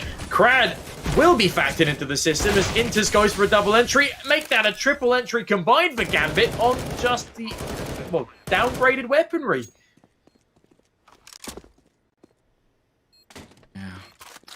Entropiq being upset in this one. Gambit Esports showing some life once again. Was about time. Be quite painful to watch them lose out on this game this way. Time to show some fight now. Entropiq, their money is quite terrible, really. 2 M4A4s will be saved into the next one. Definitely much needed. And how do you feel about Nafany's picture with the rest? I feel like Nafany's picture perfectly sums up how Gambit were in the first game. Just asleep. Yeah, I used to be a teammate that was like always angry at my players for not taking the player pictures. But now, take a look at those odds for the map 2 winner. The odds on Entropiq looking quite good, honestly. Now go to Pair Match, get your bonus for the first deposit. And click on the banner below. You can find it right there. But yeah, quite crazy odds, honestly, for Entropiq to win. Well, as in 2.55 to the 1.55. I'd say... Yeah, Entropiq are looking way better than Gambit in this best of 3. So the fact that the odds are not favored towards Gambit. I mean, of course, it's their map. They're still in round number 3. I was going to say, if Gambit were to win any of the 3 maps, it would definitely be their own pick of Vertigo. Because Entropiq may have won it against Virtus.pro, but if you look at the standard of team play, of just everything for Virtus.pro at the moment, Gambit are far better. And also, Entropiq were down by quite a lot. Gambit don't tend to choke as badly when trying to close out maps, or at least not typically. I think Gambit are going to take this to a 2-1 series. I don't know who'll come out on top in the third map of Mirage, but I definitely think Gambit will win their own map pick of Vertigo. And they've impressed me so far. They made a couple of scrappy errors, but as long as they can continue patching those on the fly, they should be on for a decent first half at least. That's fair. 2-1, I can see that right now. But I still think 2-0 Entropiq, baby. Especially after Crad hits the eagle headshot like that. Yeah, well, the timing of my comment there was quite good. Lucky. Ooh, Nafany position in the smoke, just chilling. He's gonna find a headshot though. That is quite brutal, but Lucky holding down the line as he likes to do. Was pretty good on B-side of Dust too in the last map, but now he's gonna go down to Exile. Gambit definitely can still come out ahead of this one, and ooh, William. That is quite painful. Now Nickelback is not gonna... Oh, that should have been a kill right there. That was his to take. Huge misstep right there. Well, a huge miss, let's just say that. Now Nickelback in the 1 versus 2. He has shown us before that pros don't fake, but can he pull off a clutch once again? I think this one may be a bit too difficult. Yeah, Shiro just spins on in after the bomb is tapped. Nickelback so focused on the ramp angle that he doesn't even factor in the fact that a swing could be coming from short. He knows there's a man there, but well, I'm assuming he just prays that they think he's faking. They don't go for the swing. He was faking. They swing anyway, and now an equalizing round for Gambit. Things are not looking as strong for Entropiq in the gun rounds as they did on our previous map. And as a result, they will be down to 4 USPs and the Desert Eagle up against a Mitre 3 AK-47s, an M4 and a MAC-10. And if the MAC-10 is able to enter against these USPs, not only will it make this round incredibly easy, it will also manage to ascertain Gambit a pretty healthy bank balance. And White is looking good thus far. Hobbit entries onto Lackey. Does take a dink, I believe, from the USP. As long as he falls back to meet up with his team, he should be alright to survive the night. Yes, indeed. Now I'm rooting for Forrester right here. Where is this man? Currently is in middle. Only rooting for him because of the Zeus, of course. Not for nothing else. No other reasons. We are not biased casters. Never. Especially not sneaky when he's casting Virtus.pro. Ah, now, come on, Saw. I tell you. I do love Virtus.pro, but I don't let it affect my actual casting. It just makes me cry a little bit. That's when what I makes see you a them great caster. It makes your head red. Nah, just kidding. That was because your room was hot. Why, thank you, White. But yeah, in this 3 versus 5 Entropiq, I don't know. They could look to find a Deagle frag here. Elian getting very sneaky. He can actually drop down here. Isn't going to get the opportunity as Enters removes his head quite cruelly. And Crad gives up his positioning by firing a shot at the retreating player. Almost finds a frag onto the 14 HP of Inters. But no, Inters will deny. And that's a 3rd round on the board for Gambit. They don't lose a single player, so that's great for their economy. And also great for their confidence as they try and get back into this series. Entropiq will have a buy in this one as well, but their utility isn't great across the board. They are missing... In fact, every single player is missing a Molotov. And when it comes to the CT side of Vertigo, Molotovs are often a crucial bit of utility. I think Gambit, despite having a MAC-10 player still on Nafany, if they can continue to use him as a sort of entry or decoy, they'll be able to win this round quite nicely. Indeed, now Lackey Kobe coming in. Oh, nothing. 70 HP. Being punished for not using his team's picture. Christ's sake. Now What are you Nickelback. doing, Anthony? Now what are you doing? Being the little rebel that you are? No. Forrester is not a rebel. His picture is nice and green. Works together quite well with the silver operation bin. Now, enough about all of the irrelevant things that I'm talking about. I do tend to get sidetracked a lot. But now Axel, he doesn't get sidetracked. He is holding this one down. Lackey going a bit too aggressive there. Gonna lose his life. And now Gambit in a 5 versus 4. And they're looking way stronger here on Vertigo. And I like to see that they were able to reset. Because in the beginning of the game, Entropiq were also looking way stronger. Now, it's Gambit's time to shine. Forrester is going to come in though, finds 2 kills. Gambit's time to shine, I said. But Alien is going to steal away the show. Light. No. 3-3. The spotlight I didn't mean. Yeah, and as the scoreline equalises at 3-3, Gambit aren't going to be too happy losing that round there. Forrester, as I said before the game, is 100% a player to be looking out for. The highest rated on the squad of Entropiq. And I wouldn't put it past him if he was soon to be the highest rated player on the server. Shiro, 5-3 right now. Continues to perform pretty well for the Gambit esports side. But just not quite good enough to continue carrying his team over the line. They definitely should have won that last one, but they all crumbled. 2 of them, in fact, at the hands of Forrester himself, and now Crag gets very aggressive towards the smoke. That grenade could be good if it's thrown in the right place, but no, it goes too far. Not a single speck of damage done by either side's utility until Napany goes down to 74 from spam fire through the smoke. And Crad now, he's good to swing, but Napany readjusts. A brilliant frag from him. Nickelback risks a lot by sticking at the top of ramp in a position like this. Go back. Nice nade. Taking away half of the health of Hobbit, but Nafany, the little rebel he is not going to be waiting behind the smoke. He is going to be coming out, finds the headshot onto Nickelback. Now Alien could perhaps find a trade frag, but Nafany is not going to overstep. He's going to stay with his team in here. On the sidelines. Gambit Esports looking to go towards his big bomb side. Alien going to find a nice kill into Nafany there. He is definitely going to overstep right there. Isn't going to be welcomed with open arms. Now Forrester right here behind the wood. Laying around his smoke. Now as soon as that smoke goes away, he's going to be in a lot of trouble. But right now, oh, the timing right there. Not quite sure what he was trying to do right there. Perhaps look away from a flash, but it's going to go down. Now Gambit, 4 versus 2. Entropiq, run. Time to save. I mean, Inter's full-on leaps through that smoke like a gazelle to find a one-tap. And now Alien, no doubt a little scared in a 1 versus 4. I know I would be. Trying to save over this A1S into a broken economy of Entropiq.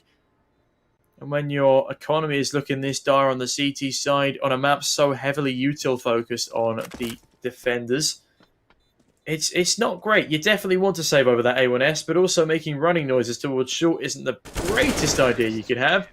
As Inters and Hobbit encroach on his position, Alien goes down and a 4th on the board to Gambit as they slowly start to pull ahead again. They should be able to win the following round as well, due to the fact that it's 5 USPs thus far for Entropiq, and even if they were to invest down to 2k, it would be Desert Eagles at best up against 4 AK-47s and an AWP. Shiro back on the big green. What can he get done with the AWP in this one? White, what do you reckon? I don't know, man. Going up against the pistols, I definitely think he has to be careful. So, realistically speaking, I don't think he's going to be doing much. I think he is the final line of defense currently. Inter's going to find the headshot onto Alien. Or, well, the final line of defense of the attacking side, I would say.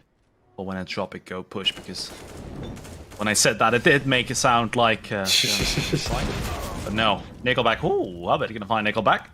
Gambit Esports in a 5 versus 3. Lackey is going to be lacking any utility or weaponry. Now Gambit looking to run into this A site, but yeah, Shiro, perhaps he can find some kills right now in the afterplan. Perhaps he can, or perhaps there won't even need to be an afterplant, as Axel mows through Lackey, but no, Inters will have the bomb planted in the default spot as Crad edges his way around the headshot boxes, gets spotted by Inters, almost takes Inters down. Not really, actually. That's an overstatement from me. Forrester last alive in the 1v5, has nothing but a deagle and 11 HP. I don't really see this going anywhere else than down for Forrester. And 54 floors of down as his body's carried out on a stretcher. 5-3 now to Gambit Esports, and they win another flawless round. That's going to do wonders for their economy, especially if Forrester doesn't go for any weapon pickups here. In fact, even if he wanted to go for a weapon pickup, there's no weapons to pick up. As I said, Gambit are all still alive, and they survived the fatal bomb blast to put themselves up in a very reasonable spot. If they can find this next round as well, then that's really going to shut down Entropiq entirely. Honestly, now the real test comes for Entropiq. This is what makes you a tier 1 team, in my opinion. You're down. Your opponent's, okay, not down, okay, it's 5-3. But the momentum currently going with Gambit. But yeah, the real test, in my opinion, is if you can turn it around, if you can adapt to your opponents. That is what makes a tier 1 team, in my opinion, what takes them away from tier 2. Also being great at the game, of course, but yeah, being able to adapt tends to help as well. But yeah, their ability to adapt has been proven time and time again, especially against these highest level teams.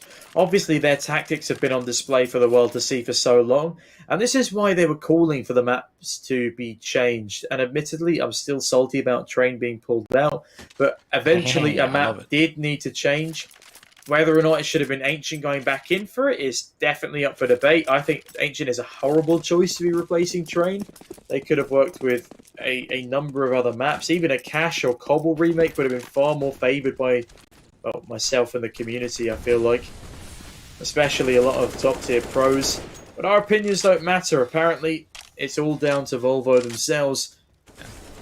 But also, none of that matters right here and now, as it's Hobbit to entry onto Lackey in middle. And that's a good bit of control gained by this Gambit Esports squad early. And now, White, over to you.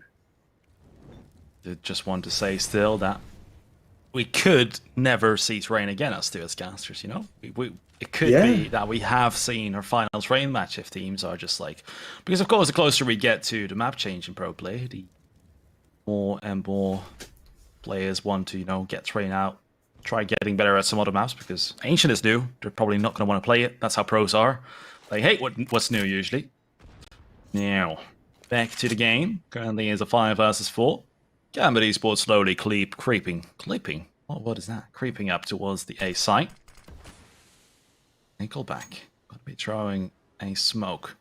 Make sure that no one from scaffolding right there is going to be able to enter.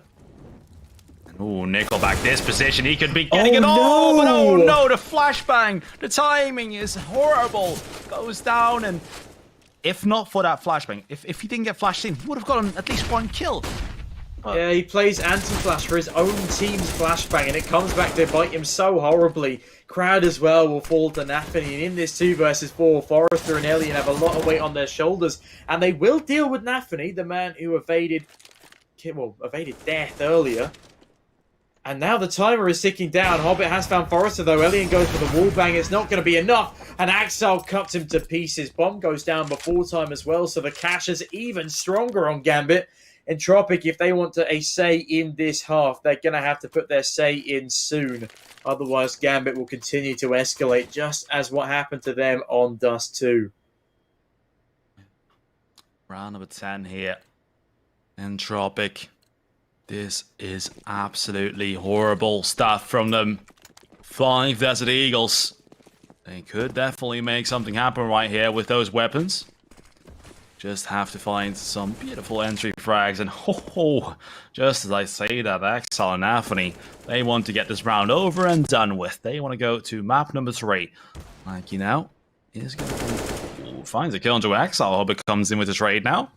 Nickelback and Alien in a 2 versus 4. Nickelback now looking to go towards the B side. Ooh, Alien. Could have been a nice kill, but no, he's not hitting anything right now, unfortunately. Also, pretty damn difficult. And now, round number 10, 7-3.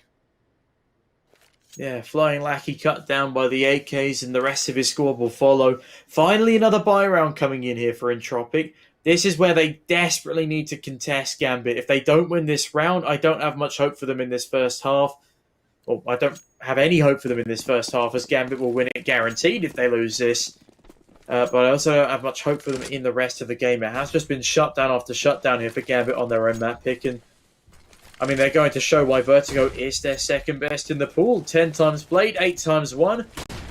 It's a rare occasion to see Gambit falter on the map of Vertigo. And if Entropiq were able to do it against Gambit like they were against VP, I'd be very, very surprised, because even though I am a diehard VP fan, I am, intelligent enough to realize that VP right now are not on top form. Gambit may not be either, but they're certainly on a hell of a lot better form than my friends over in Kazakhstan. Yeah, now Anthony spraying and praying through the smoke. Nickelback. Ooh, Hobbit is going to find headshot onto Alien now. Nickelback with the trade frag. 4 versus 4 right here. And Entropiq, could this be the round that they come back in? Currently down quite bad. 3-7. Now, of course, this map is looking way more decided. Shiro throwing a molly towards Ivy. Now, Nickelback playing behind the sandbags. Single molly. Could flush him out. Hobbit does actually have that molly, but he's holding the flank, so he's going to be playing around these sandbags to perfection. The nade is going to come in, takes him down to 16 HP with the molly. Still yet to come. Now, Hobbit is going to bring that. And bye-bye, Nickelback.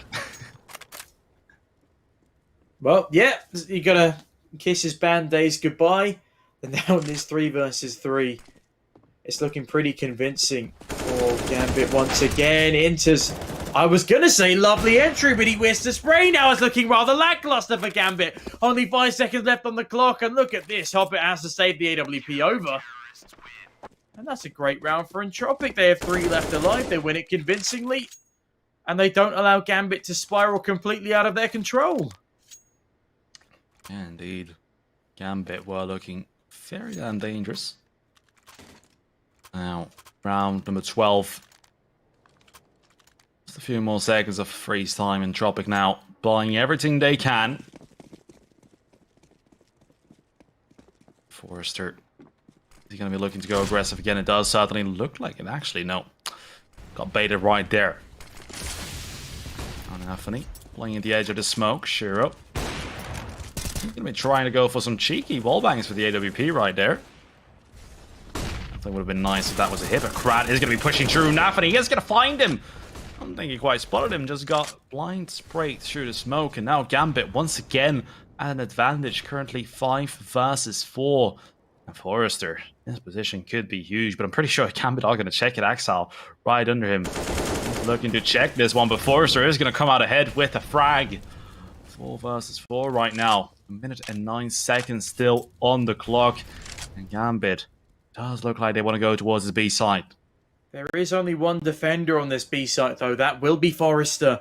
And if he can't survive this onslaught, or at least delay it long enough for rotations from his team, again, Entropiq will be in a lot of trouble. But as that clock keeps on ticking down, Gambit keep on delaying. Are they even going to be able to win out this execute if they don't go quickly? Hobbit, though, lining up for a smoke. And as is Shiro, this is where the execute comes on in. The rotate has been called. And Forrester can't even find the first frag. Nafany to deny. Molotovs rain on down from the retake. As Inters is in mid, he will be attempting to deny any flanks behind and down the ladder. Also, you'll get any information on the mid-cross due to the sound cues made. And I think Entropiq have already given up this round. Gambit have a very strong site hold. They have a lot of utility to continually deny the retake. And that's Gambit winning out the first half, currently 8-4, as Entropiq will indeed be falling away. Inter's now on the hunt. Can he find anyone on the rear flank? If he can't, Entropiq will still have an open AK and an M4 into an X, which calls for a force bite to meet the current weaponry standard. And I think that will be the case. Nafany bags an ult for the squad. Hobbit does deal with Nickelback, though. And that's a huge kill to be finding for a team on such low economy. Yeah, 8-4. Gambit currently at double the rounds of their opponents now. Entropiq Definitely not looking as fiery as they did on their own map pick. Now, of course, that is why it was their own map pick in the end. Gambit, that was a reason for them to pick Vertigo. And the fact that Entropiq beat Virtus Pro on this map definitely didn't let them scare them. Anthony gonna throw his own smoke right here. Definitely think he's gonna use that to push pretty soon. Doesn't look like it just yet, but now Forrester here on the stands. Inter's holding middle. 30 seconds left now. This could go either way. Anthony, though, is going to be leading the charge towards the A side together with Hobbit. Currently no one here towards Ivy. Nickelback is in charge here, though, and he is not doing too well. 5 kills and 9 deaths. He's going to be jumping up. Oh, this is going to be a boost coming in. Now, this could be spicy. Crad is going to give away the information to Gambit, so they know what's going on. They know that there's 2 players right there right now. Now, what they are going to be able to do with that information, not much, honestly.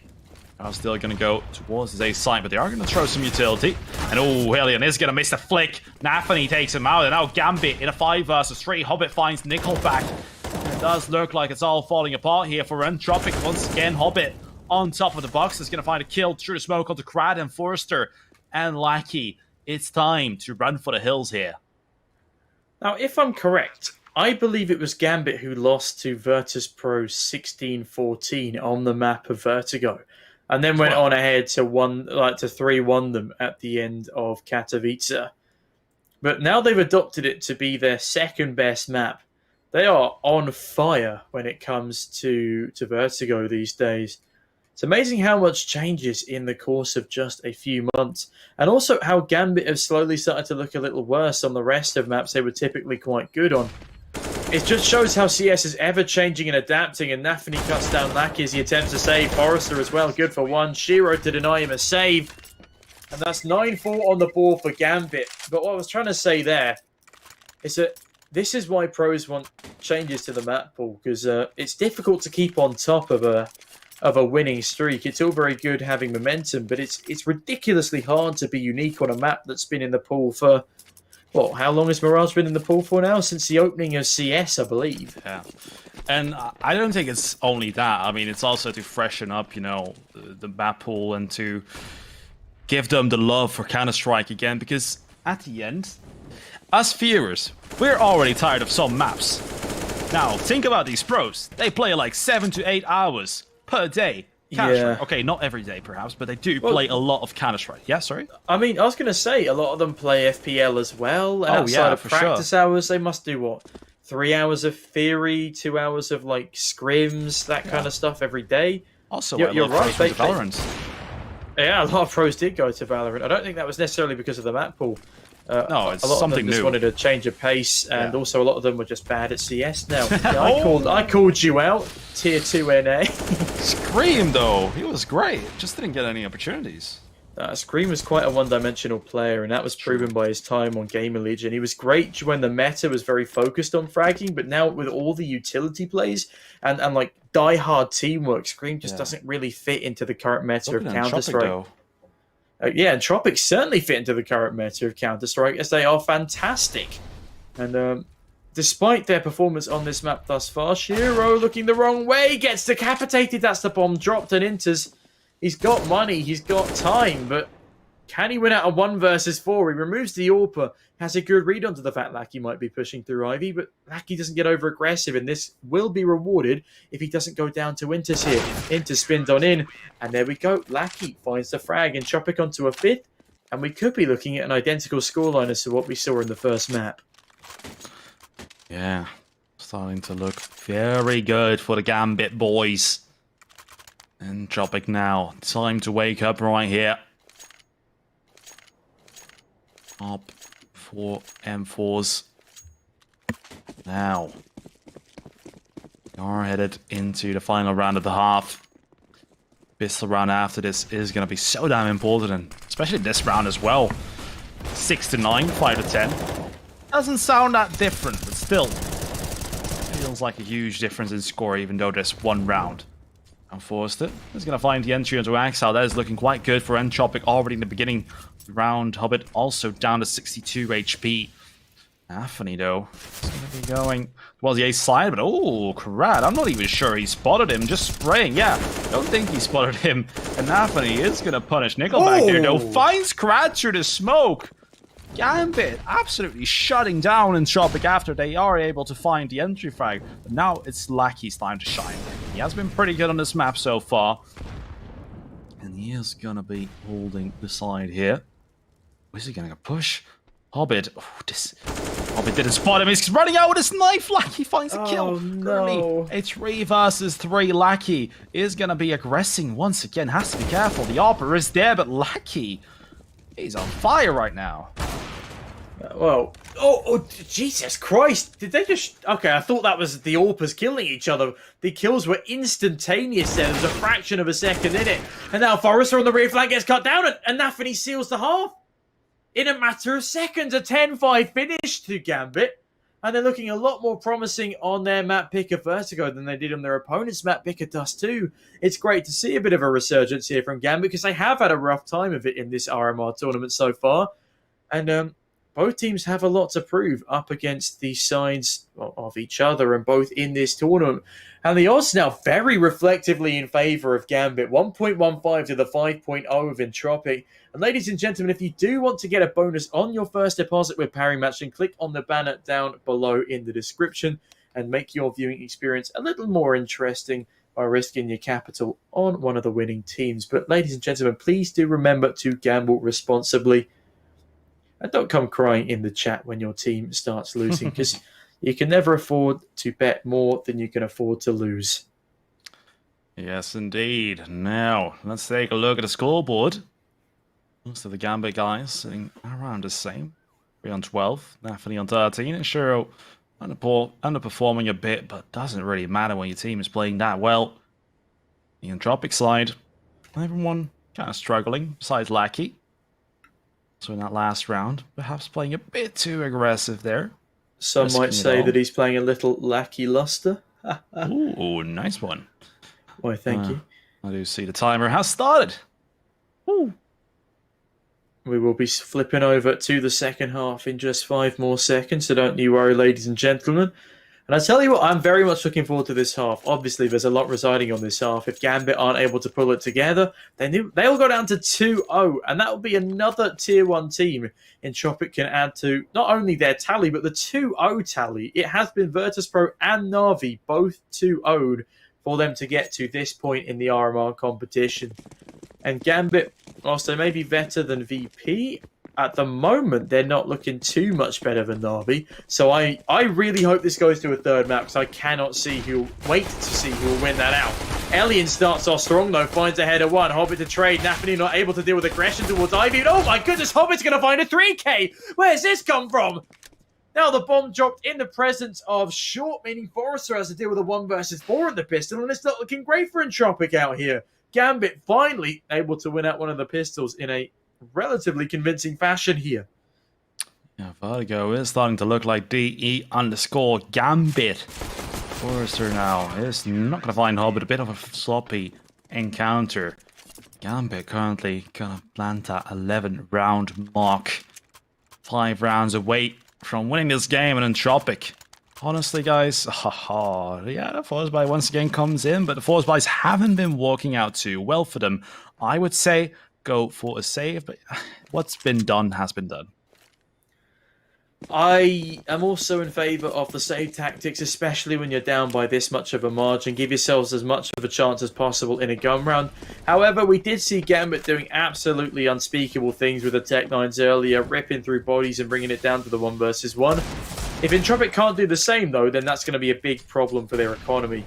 And also, they're on pistols up against the vicious MP9s. And Hobbit starts things off strong with a headshot onto Forrester, not taking a single speck of damage himself.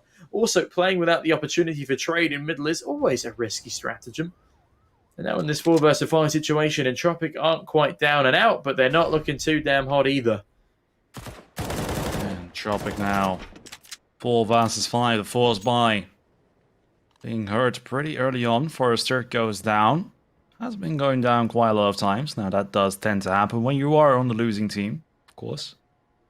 Enters now. MP9. It's a bit of a scary position. Could lose his head if he's not careful. Call back, though.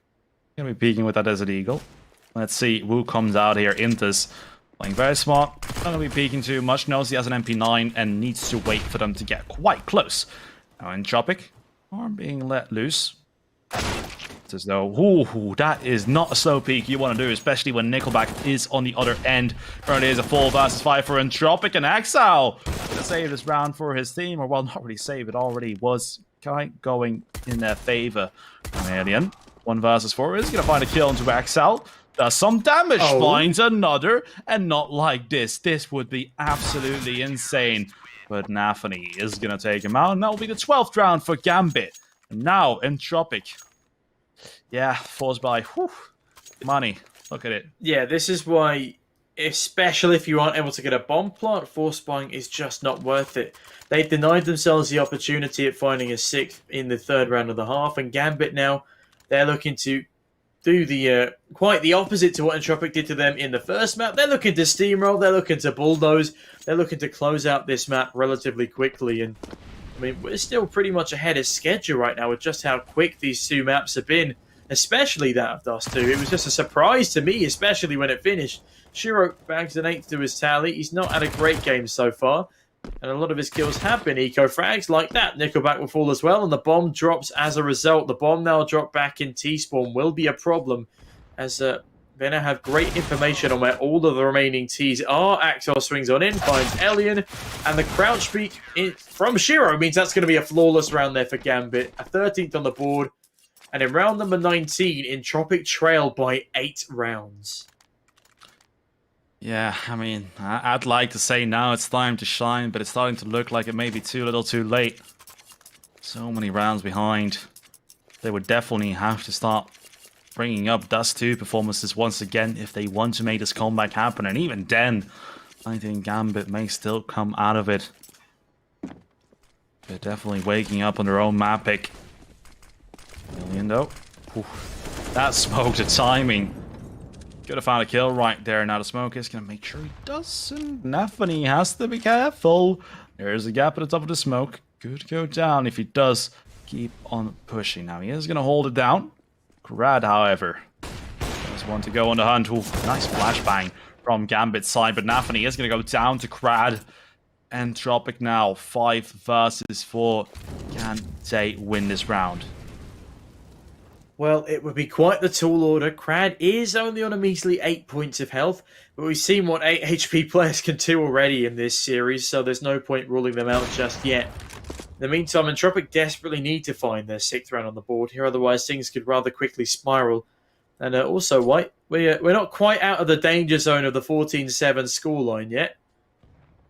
That would be quite interesting to see another one come into fruition. It was avoided on Dust 2. Can it be avoided here on Vertigo? Axel hasn't been checked just yet. He finds the first, finds almost a second with a spray down. The FAMAS not quite enough of a high rate of fire to deal with the second opponent there. Bomb chucked over onto the site, and Forrester, who I did tell you to watch out for, but all the wrong reasons in the map pick of Vertigo, will be holding off that rear flank after the bomb plant comes on down. It is still a winnable situation for Gambit here. Look at their health versus that of Entropiq. They do just need to start this retake sooner rather than later. Hobbit is millimeters away. Millimeters away from spotting Krad. Oh no, again. He's jiggle peeking the wrong angle, and even if he does walk over Krad, I don't think he'll spot him. Knife? Oh, Krad? Krad's going to see Hobbit first here. Sees the head, finds the frag, and despite being on only 8 points of health, gets the job done. Now in the 2 versus 4 for a save. Yeah, we need to be careful. Thankfully, they have a bit of spare cash in their back pockets, and Shiro can drop a rifle over to Nafany. I was really hoping for like a Danger Zone level play, or well, kind of reminded me of Assassin's Creed, just jumping and knifing him in the back. But no. 6-13. Gambit. Looking very nice right here. Round number 20, 16, well, 14-7, still possible. Rad gonna be throwing a molly here. Ooh. Timing right there. Could have found a kill if the Gambit player had overstepped. Exile on the ARP is gonna try to make Thunder, well, bring Thunder with that beautiful skin. As holding above the smoke. The money for Gambit. Get a bit bad if they keep losing. Well, if they start losing. Yeah. Now Nathany. Spraying through the smoke. This is scary. That's Shiro. Yeah. I was gonna say, if Gambit don't win this round, things start to get a little bit dicey, and there's far more of a comeback potential for Entropiq. On the flip side, if Entropiq lose this round, that's a 14th for Gambit. They're only 2 rounds away from sealing the entire series, and that would put them 8 rounds ahead of Entropiq. So this is a vital round for Entropiq to take. But look at the grenade! Crad is down to a mere 35 points of health, and if they're going to execute towards A now, this could be a huge, just meat grinder, especially with Hobbit's position. It's such a hard one to clear. Elian finds a kill to Nathany, was blinded by Shiro. Hobbit, in the meantime, estimates ahead of Crad. It's now down to the 4 versus 4 and white. Time is ticking away, only 20 seconds left. Axel and Shiro on the double up setup, find one apiece. Now Forrester and Elliot are going to get full blinded by this flashbang. And Hobbit jumping over the boxes finds ahead of Forrester. All down to Elliot with 8 seconds left. And Elliot gets mowed to pieces into seals the deal. And a 14th on the board for Gambit as they look to dominate just as they were dominated on the first map. Yeah, 14-6. Entropiq. It looked like they had a bit of life in them. But no. Gambit squeeze it right out of them. Yeah, that sounds a bit grim. Now, 14-6. Entropiq. If they win this round, we are going to see the magic 14-7 scoreline. That means that they are guaranteed going to be doing a comeback. That's what the script says. Always follow the script. Now, I'm kidding, guys. I'm kidding. Don't actually think I am following something. Now, the nade. Ooh, what a Kobe from Gambit. Axel is going to throw the flash in. Entropiq now. The timing running up the stairs. Yeah, the timing quite huge. And Intas, ooh, he's just sitting here. He's just chilling, not afraid at all. Everyone is just spraying towards him. I think it was time to go. But another nade towards Entropiq is gonna make their lives harder and harder. And ooh, Axel! That angle is even harder when you have a low resolution, I do feel like. So, nice one for him. Because most pros, they don't play on the full HD that you're used to watching right here. We all like to play, or well, they all like to play stretched. I'm not a pro, I'm just a player. But stretched makes the heads bigger. Forehead. Now, round of 21. What you said about my forehead, bro? Come on, man. No, Gambit have certainly been hitting some pretty decent foreheads in this round already as they land themselves in a 5 versus 3 situation. Nickelback is on a laughable amount of health. And that grenade! Oh no, the grenade is huge! It's going to take down Nickelback! Alien on 24 points of health, and if the spam comes through accurately enough, they could both go down to the wallbang! Crowd on 32, it's just a miserable amount of HP. And Entropiq are probably going to be forced to try and save an AK and a Galil as we head into round number 22 on Gambit's 15th round. That is absolute insanity now, of course. Entropiq are quite dominant in the last game as well. So it's nice to see that both teams are good on their own map. Nathany always going on the hunt, gonna find one, finds two. And Entropiq, that was after time as well. Grad, $0. Alien, 150. You can't even get a smartphone with that amount. Or, well, actually, you can. You can get like a nice Huawei. A Nokia flip phone, you know? Throw it back to the old days. Yes, indeed. The common phone back when LANs were a thing. All those many a year ago. But look at this, it's a Glock in the last round of play. How often do you see a Glock on the last, well, potentially last round of play? But it's not looking great for Entropiq right now. Duplicated scorelines, probably going to be the case unless Forrester can whack the head off of the jumping AWP on the B-bomb site. An interesting boost coming through here. How much will they actually achieve with it, White? As they are down bad. They are down horribly. Yeah, they're really down bad. I think this is the first time in my casting career that I've seen match point where the terrorists have Glocks Oh, without any God. armor. Axel is going to take out Forrester as well. Now, he was a decoy. He had a Glock, so not a lot has been lost right there, but still, I mean, 4 versus 5. One player with a Glock. This is pretty much a 3 versus 5. Grad is a bit of a flashbang. Well, decoy. Now, the real flashbang is going to come in. Axel can't find the flick, has to be careful.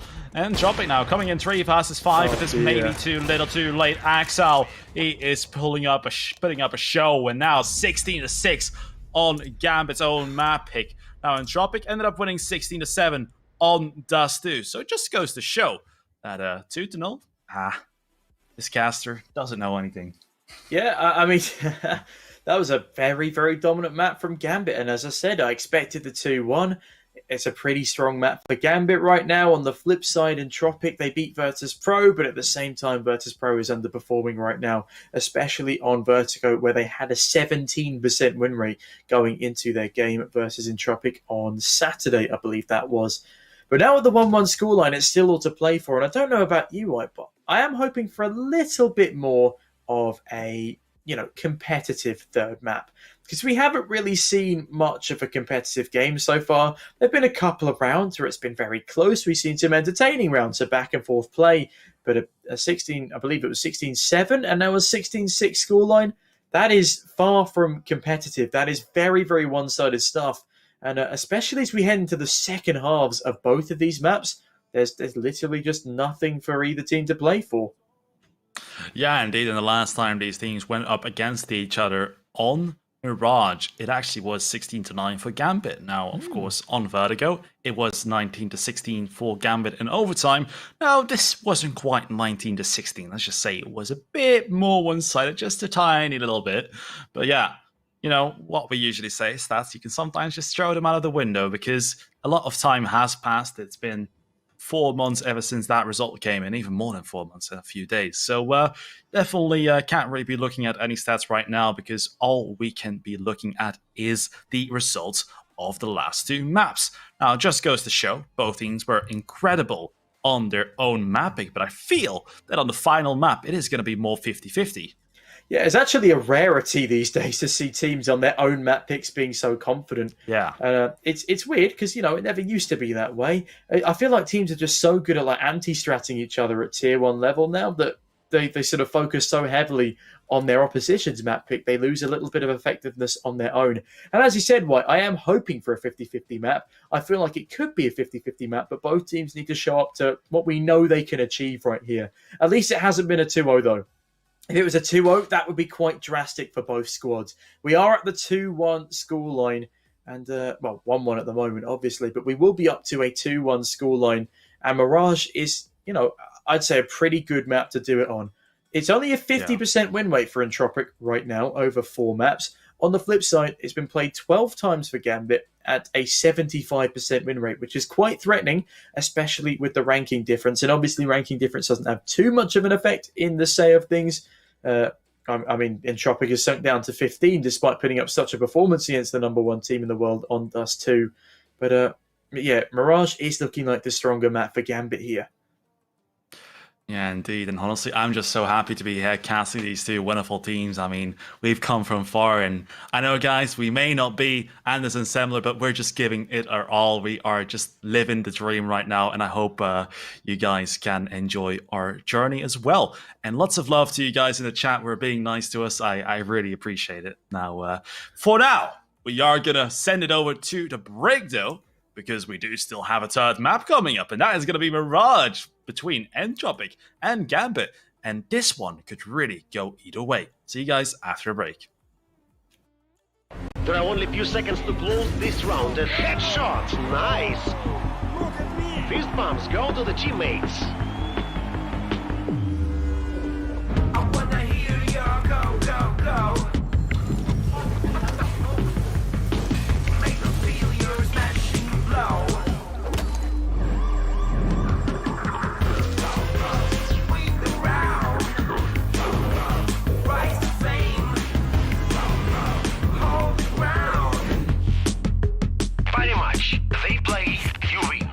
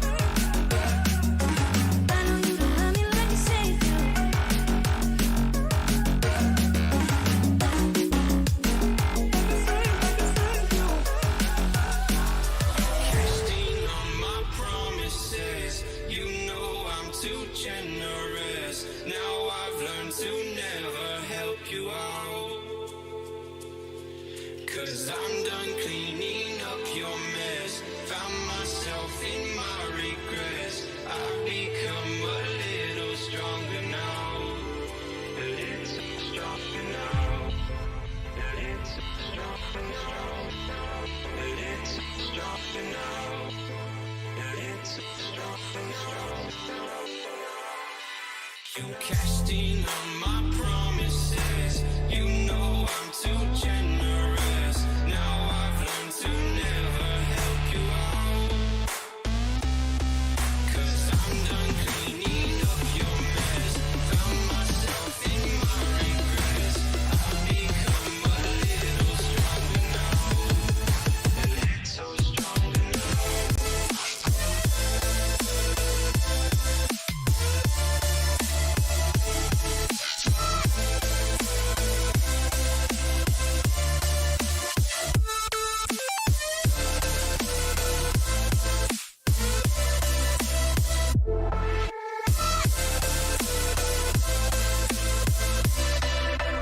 Casting on my promises. You know I'm too generous.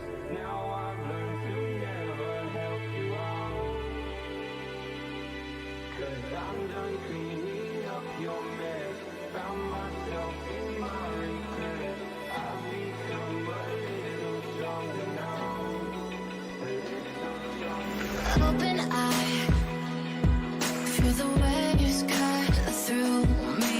Hypnotized by the sounds I'm breathing in.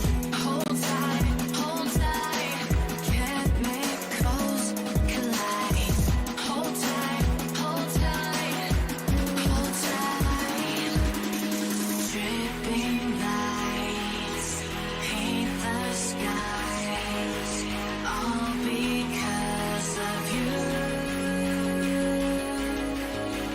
Dripping lights paint the skies, only you can make me move.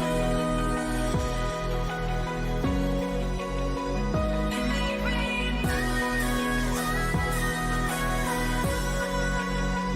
Can make me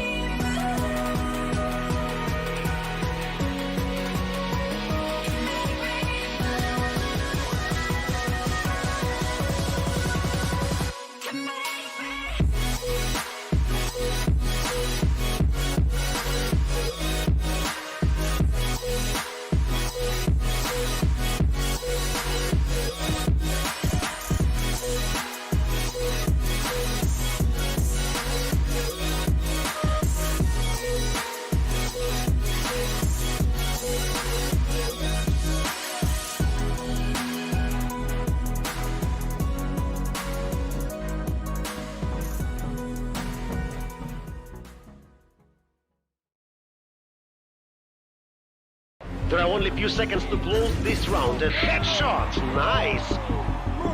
Fist bumps go to the teammates. I wanna hear your go, go, go. Make them feel your smashing flow. Swing around. Rise the same. Hold the ground. Very much. They play, you win.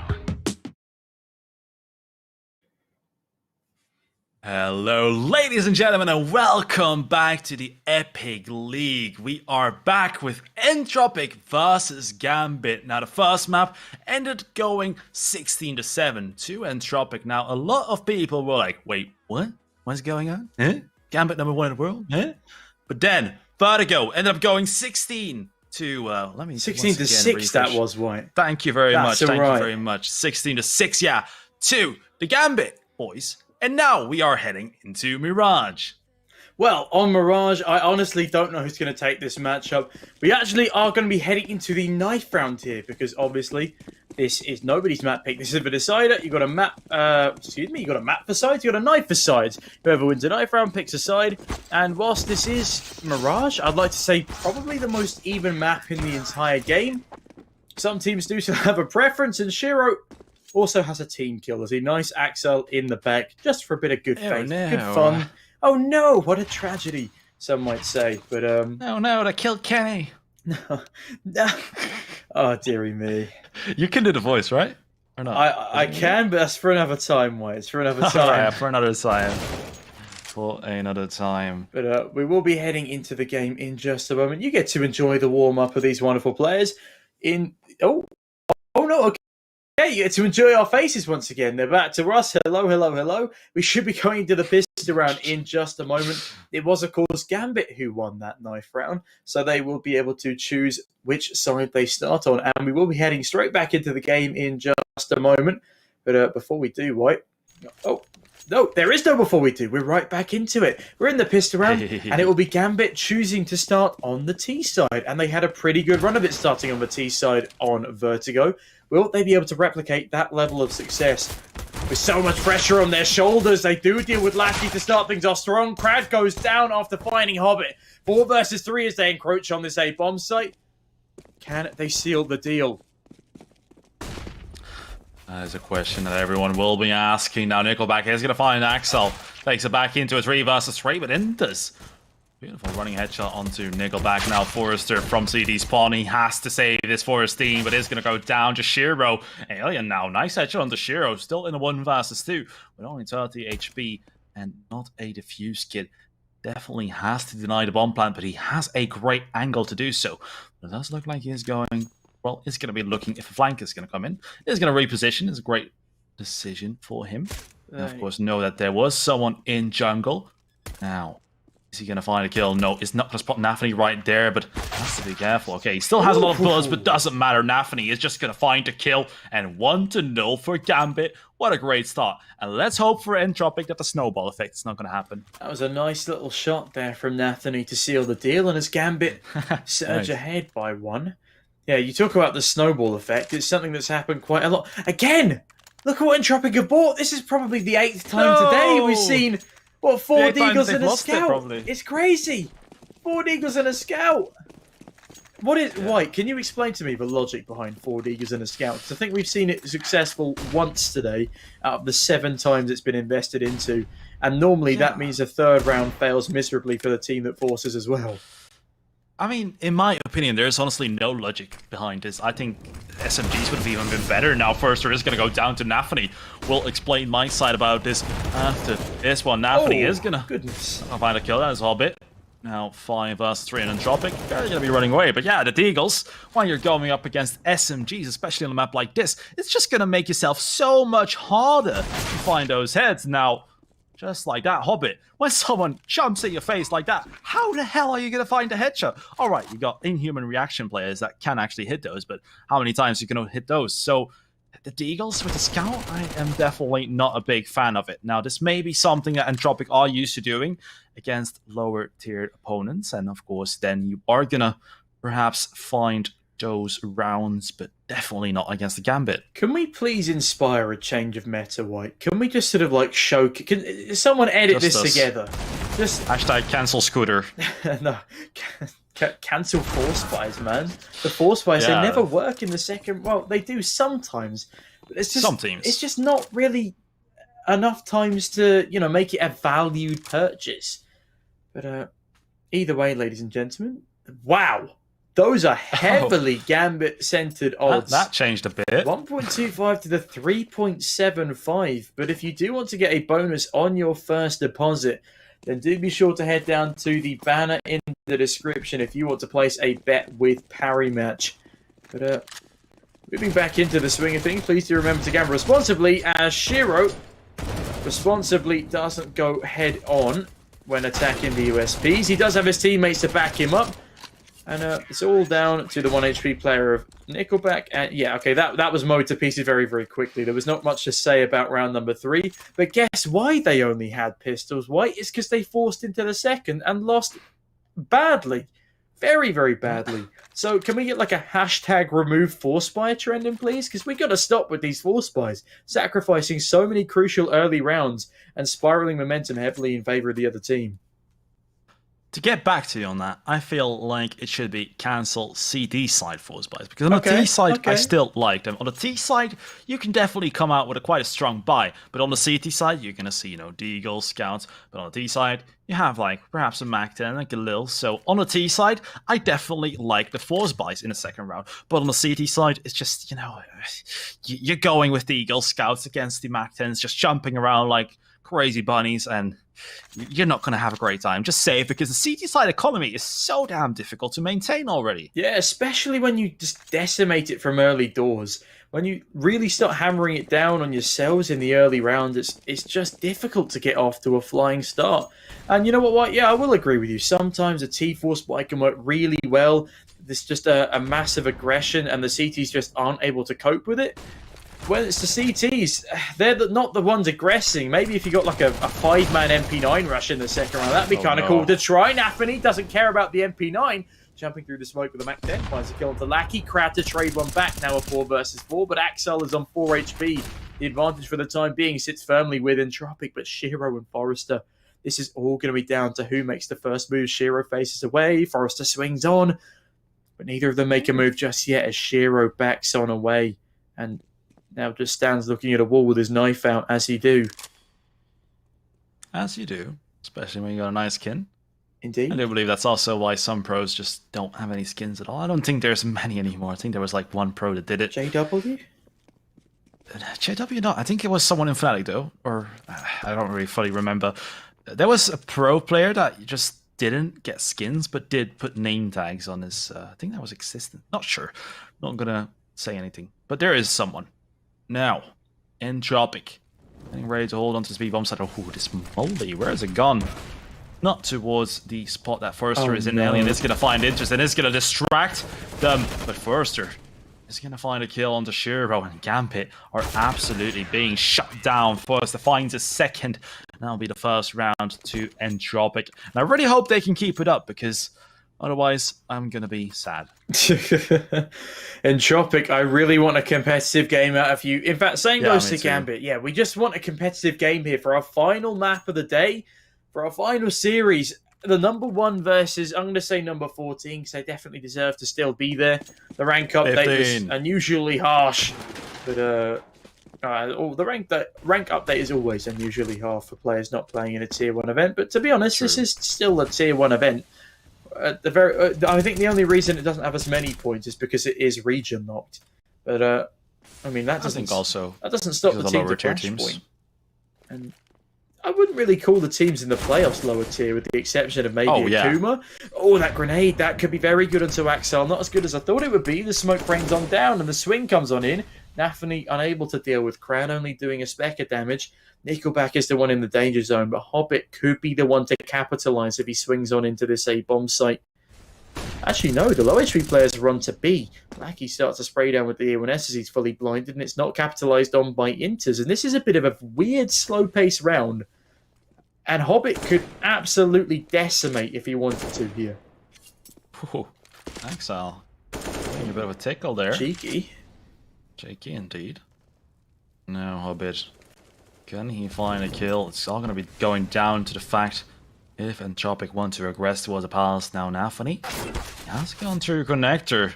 Almost undetected. Did get his bell rung right there. Like he is going to find Hobbit. Now Intas. Ooh, Brad. Looked like Intas was going to run away with that. But Nafany going to get flanked. While he was the flanker before, he has now been outflanked. And Axel and Shiro in a 2 versus 4. Shiro going to try to find a player, but Entropiq, they are once again playing textbook Counter-Strike. And when you play textbook Counter-Strike, you're not going to go for these peaks. You're going to be playing a bit more boring. Or, well, not exactly boring, but a bit more safe. But I do want to tell you that I do believe that the reasoning that the ranking points for this event are not that great is because HLTV may be looking at the average. Now, this tournament, the teams, you know, some are ranked very high, and there's some great teams, but there's also some teams that are like above 100, and that is what you usually don't have in Tier 1 tournaments. So if you look at the average, it's going to be closer to like a Tier 2 event. I think some Tier 2 events may even have a higher average than this. Well, you say that. Yeah, that's fair enough. But I feel like the playoffs, though, the playoffs should have more points in the group stage, and I think is that they separate do. though? Yeah, because it's like the evolving stage. It's like you have different points true. for an open qualifier, a closed qualifier, a playoffs of the tournament. True. And oh yeah, it's like even the V4 Future Esports Festival way back when had a lot more points for the playoffs than it did for the opening rounds, and that's why Virtus Pro went up 93 points in the HLTV ranking. Well, places, not even points. But that's a story for another day as Alien cuts down Nafany as he tries to get cheeky around the B Apartments windows. Forrester has a headshot angle. And oh my goodness, Gambit are being dismantled again in the gun rounds. Hobbit finally claws one back, but it's all down to him now in the 1 versus 4. He's only got the Khalil. This is a dire proposition for Gambit to be walking into, and I don't know what's happening here. But they're being cut down very early on the side that they choose to start on. Yeah, Crad is going to hit. His Hobbit goes out. Oh, that was a bit shaky from Crad. Could have lost his life there. Ooh. Actually doesn't decide to go for the double up. Now, I get it. You know, they're going up against a pistol buy right now. So with that double up, you're definitely going to be very risky on the buy. Now, round number 7, 3-3. It's all tied up once again. Now, because you always tend to disagree with how C-decided/D-sided a map is. I'm going to ask you first on this one. Go on. I get you. So, I think this map is actually the most 50-50 in the game. But in the current meta, depending on who's playing it, it is a little bit T-sided. Just if you've got the aim and the utility to back it up. I think this one's going to be very 50-50 because both of the teams have great aim and utility. But Forrester gets aggressive cut down by Nafany in revenge. And yeah, we have a 3 versus 3, admittedly a much stronger set of everything for Entropiq, except for that AK on Nafany. They've got the util, they've got full Kevlar, they've got the fuse kits. Can they hold on to round number 7, or will Gambit steal it away like they tried to do on Vertigo with just the Tech 9 buy? I do believe this map is still C-decided. Only 8-7 though. Okay. Sometimes 9-6. Now, back into the round because we are still in quite a competitive round. At first, it looked like it was just going to be a whitewash. Entropiq absolutely running over them, but no. Managed to pick up an AK-47. Now, Nafany is going to have to do it all right here. Does have a smoke, so he's going in past. Not going to be able to smoke off anything. At least not without exposing himself. This is actually quite nice. They're coming out of the palace. No one is in jungle. And Lackey is going to find Nafany. That's a bomb carrier and a player with a rifle. Lackey, can he find a 3rd kill right now? It would only be for style points at this point because he has already done enough. And Alien, talking about style points, goes out with his P250 and finds the kill.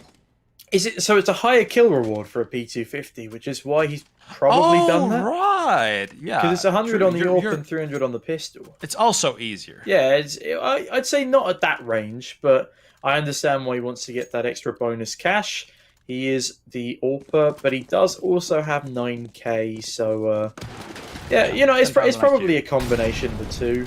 He does Molotov his teammate at Crab, but he does get up onto short already. That is such impeccable movement. Nafany's playing anti-flash, so if Crab pushed on through, he would have to deal with Shiro, admittedly. So it's good that he doesn't over-aggress here. A flashbang from a teammate, though, could be all that's needed. Gambit are down by a round, and if they don't win out this gun round, I fear for their prospects in the rest of Mirage. And now Crad pushing up short. Well, not going to be finding anyone. Nafany with a flash to push anyone back. Going to be throwing a window smoke. Decides to throw it while running. There's actually a variant of that smoke where you just stand still, do a lineup. That's definitely a bit faster. Now Nafany, talking about being fast, is just going to find the headshot on the Grad now. Opening up the path towards the B side. I mean, sure, I was still not sure. Yeah. Will they finally be able to successfully take this site, though? Because every time they seem to get funneled in apartments, but Nafany ensures that Alien can't rain down terror on this bomb site just yet. Forrester trays, but Shiro, he's good for another on his own big green. And Shiro is definitely coming into his own at the start of Mirage here. Hobbit, not so much, but he holds the rotation from the A bomb site. I don't think he'll be gifted anyone towards mid, as Nickelback and Lackey aren't looking to rotate there, instead looking to save their guns over into the next. There is a pretty damn good economy on the CT side right now, which isn't always the case for the map of Mirage, especially this early on. They actually have a far stronger economy than Gambit, so I'm curious as to why they're not going hunting, but at the same time, there is the full Kevlar and an AK on Nickelback, so it would be more hindrance than help to lose that AK back into the hands of Gambit. Either way, an equalising round here at 4-4. It's a similar story to what we've seen in every other game so far. Will we actually have a competitive half, though, and then a competitive second half is what I hope we are going to receive. Yeah, it's very close indeed. Entropiq going back to buying into it. Actually have a lot of money right now, all things considering. Of course, they did win some rounds, but now Gambit looking to come back into this one.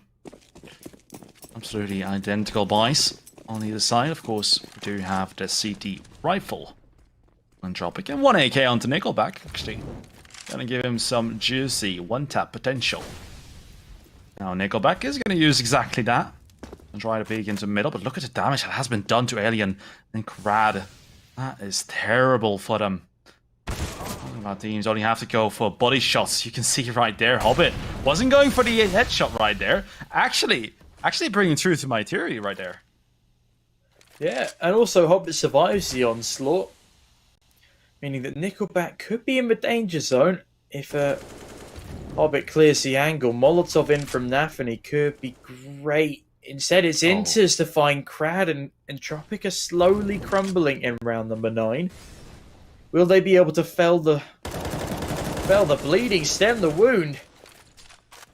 Forrester drops a grenade on out. Lackey finds Inters. The spray does connect onto the player towards stairs. Lackey finds another. Hobbit's actually... Oh no! Hobbit's getting knifed by Nickelback. He goes down through the smoke to the AK-47. Forrester now... Oh my goodness, he's only gone and found Hobbit. This is a big turnaround for Entropiq. Axel now on the 1 versus 2. Gets the first, knows the bomb is towards CT. The Molotov towards jungle could be costly to go. It gives up his position. The flashbang is fantastic, but he doesn't know where Nickelback is. The smoke will fall on down, but it's going to be slightly too deep. There should be a crack in that, and Nickelback will be holding it for the time being. Axel actually doesn't have the crack. No, it's perfect. The smoke is perfect from Axel. He grabs the bomb and still has enough time to rotate to this B bomb site, and Nickelback will read into it. Oh, he does. Yeah, he does have time. Oh. Yeah, Nickelback. The timing, holy, this is crazy. Ooh. Axel gonna get the bomb down. It's only 1 versus 1.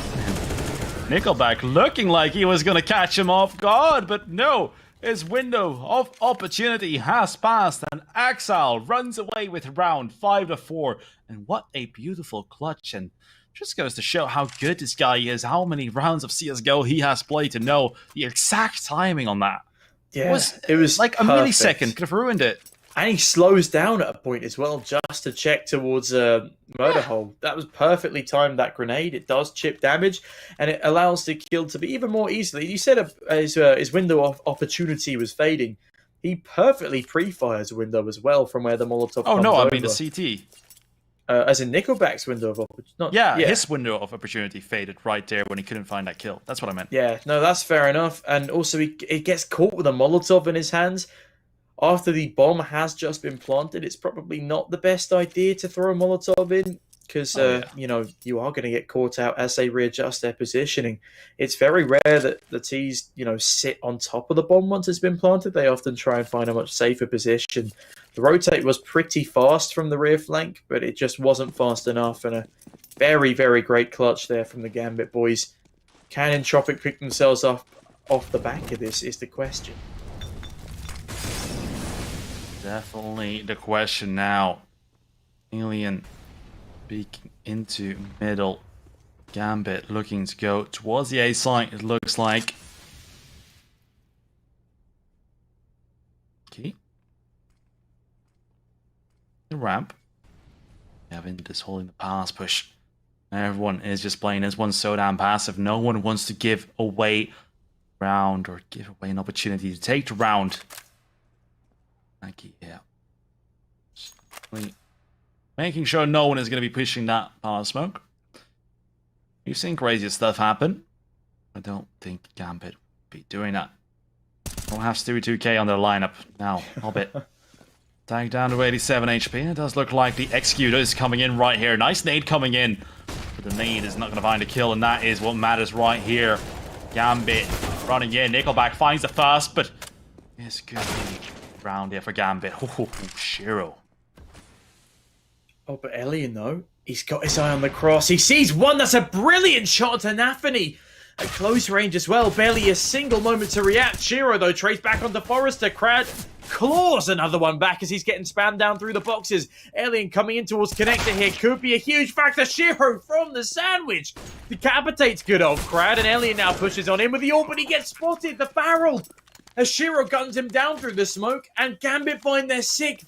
Entropiq are making these rounds so close, but they're not quite able to tow them over the line. On the flip side, Gambit, they are only winning these by minute margins, but the fact they're on the T side means their economy is much more easily able to bounce back, especially with bomb plants, especially with just a round win overall. Entropiq now back to the pistols. What will they be able to do here in round number 11? It is a 3 Deagle 2 PT50 buy, so they clearly have some intention of doing damage in round number 11. Yeah, we haven't really seen much out of those kind of rounds, at least in this best of 3. No crazy 1Ds have been found just yet. Crad could be changing. That has been spotted by the jiggle. No alien. Don't touch that. Might shock yourself. Does get tagged down to 57 HP, and Axel actually going down to 56 now. That is quite dangerous if he keeps pushing up. But oh, Crad. That is quite unfortunate. Looked like he was about to find a frag right there. He saw the shadow as well. Did follow. Yeah, that's just painful. Now Gambit looking to go towards B. Forrester is going a bit too aggressive, actually. Finds a kill. Can he find more? Yes, he does, but Nafany finds the punish, and that is just so damn bittersweet for Forrester. He does find the 2 kills, but he could have had it all right there if he didn't go down.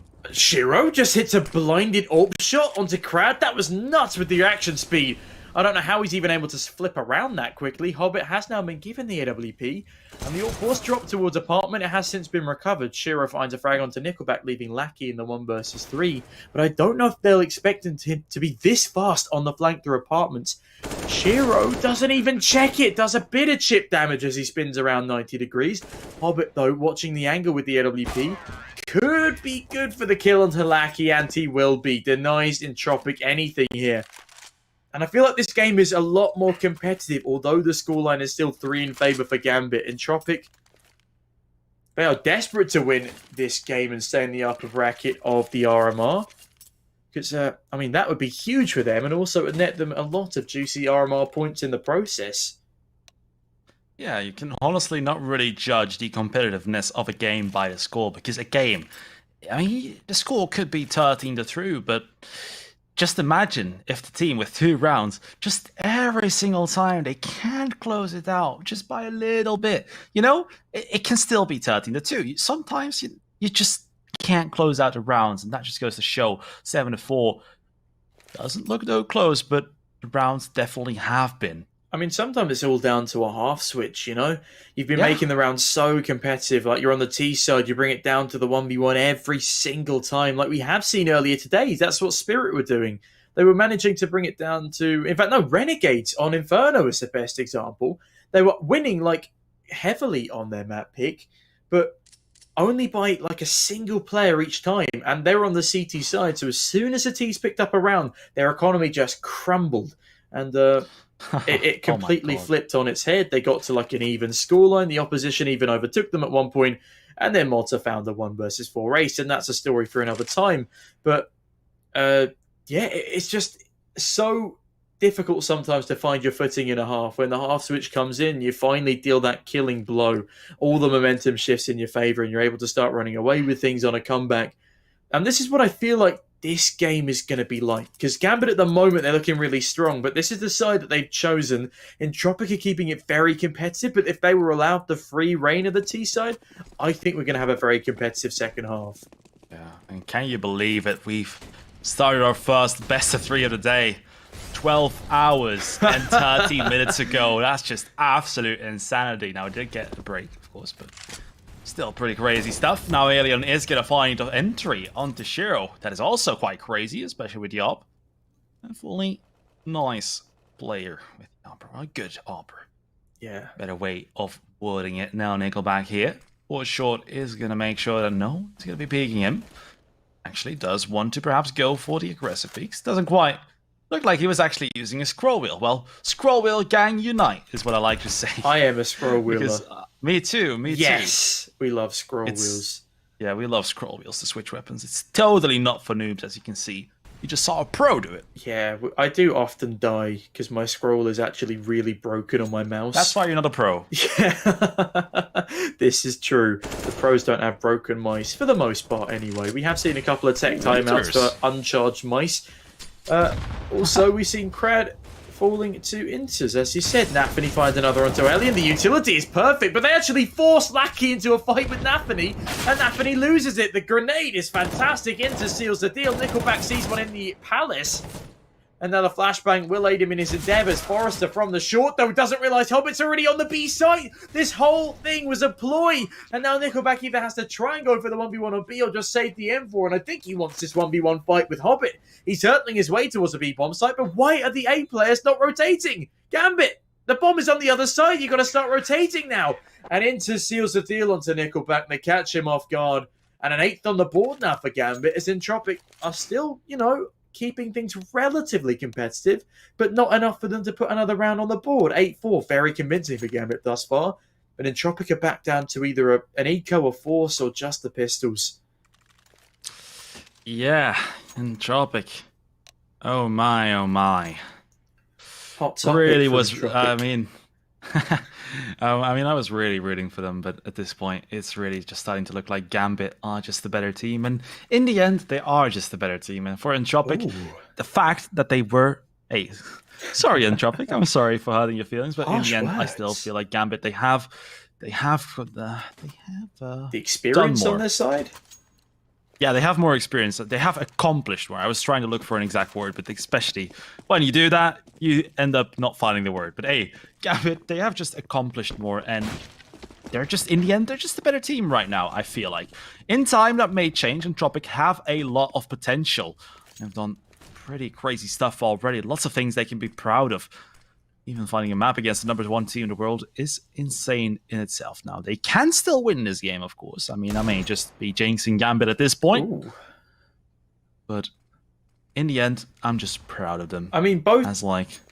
Yeah, I was going to say, both teams have weathered many a storm together, though. And Gambit's time was, I'd say, a little easier than Entropiq's, because Entropiq, they had to go through being orgless for a long time. Gambit were assembled as an academy roster by, they were handpicked for the job, and then they were given Hobbit, and I think they brought in another player, which was either Shiro or Nafany. No. Hobbit ended up replacing Supra. Yeah, he player replaced that's now Supra. playing for Nordafind, but no other roster changes happened after that. Oh, really? Okay. I was thinking back to 2019 Gambit Academy, though, when I think they might have had another roster change, or am I completely off with that? Thought you were. It may have happened. I thought you were speaking after the acquisition of Hobbit. No. This lineup have been together. The core has been together since April of 2019. Yes, a long damn time. And as I said, they've weathered many a storm together, as have Entropiq. But as you said, they haven't weathered quite as many as this Gambit squad has just yet. And actually, Winstrike were very promising in the last RMR cycle. They made it to 3rd place, above VP in the, I believe it was We Play Clutch Island. It could very well have been it wasn't IEM New York, because Virtus.pro won that one, but I think We Play Clutch Island, they beat Virtus.pro in the 3rd, 4th place decider match. Either way, this round ain't looking too hot for Entropiq. Yes, I am reaching. We're going to go away from the backstory for the time being, and Shiro is going to go in for the fight. Axel drops on in. Oh, that's disgusting. He finds a drop shot onto Elian's head, does go down to the bomb, but it's not going to matter, as it's the CTs who needed that rifle far more. Yeah, for sure now, Entropiq. It's time to come back into this one. 6-9 would still be quite convincing in my book. Of course, Gambit did decide to start on this T side, if I'm not mistaken. That is indeed true. And with starting on this side, they've proven that it is their favourite side to start on. And as I said, it's a little bit more T-sided for teams who have this sort of aim and utility. So will Entropiq be able to pull off the same set of scorelines as their opposition who started on it first? Sure. Hoping that someone is going to be pushing here. Can only see flames, though. That's all he'll be saying for now. Forrester with the Og.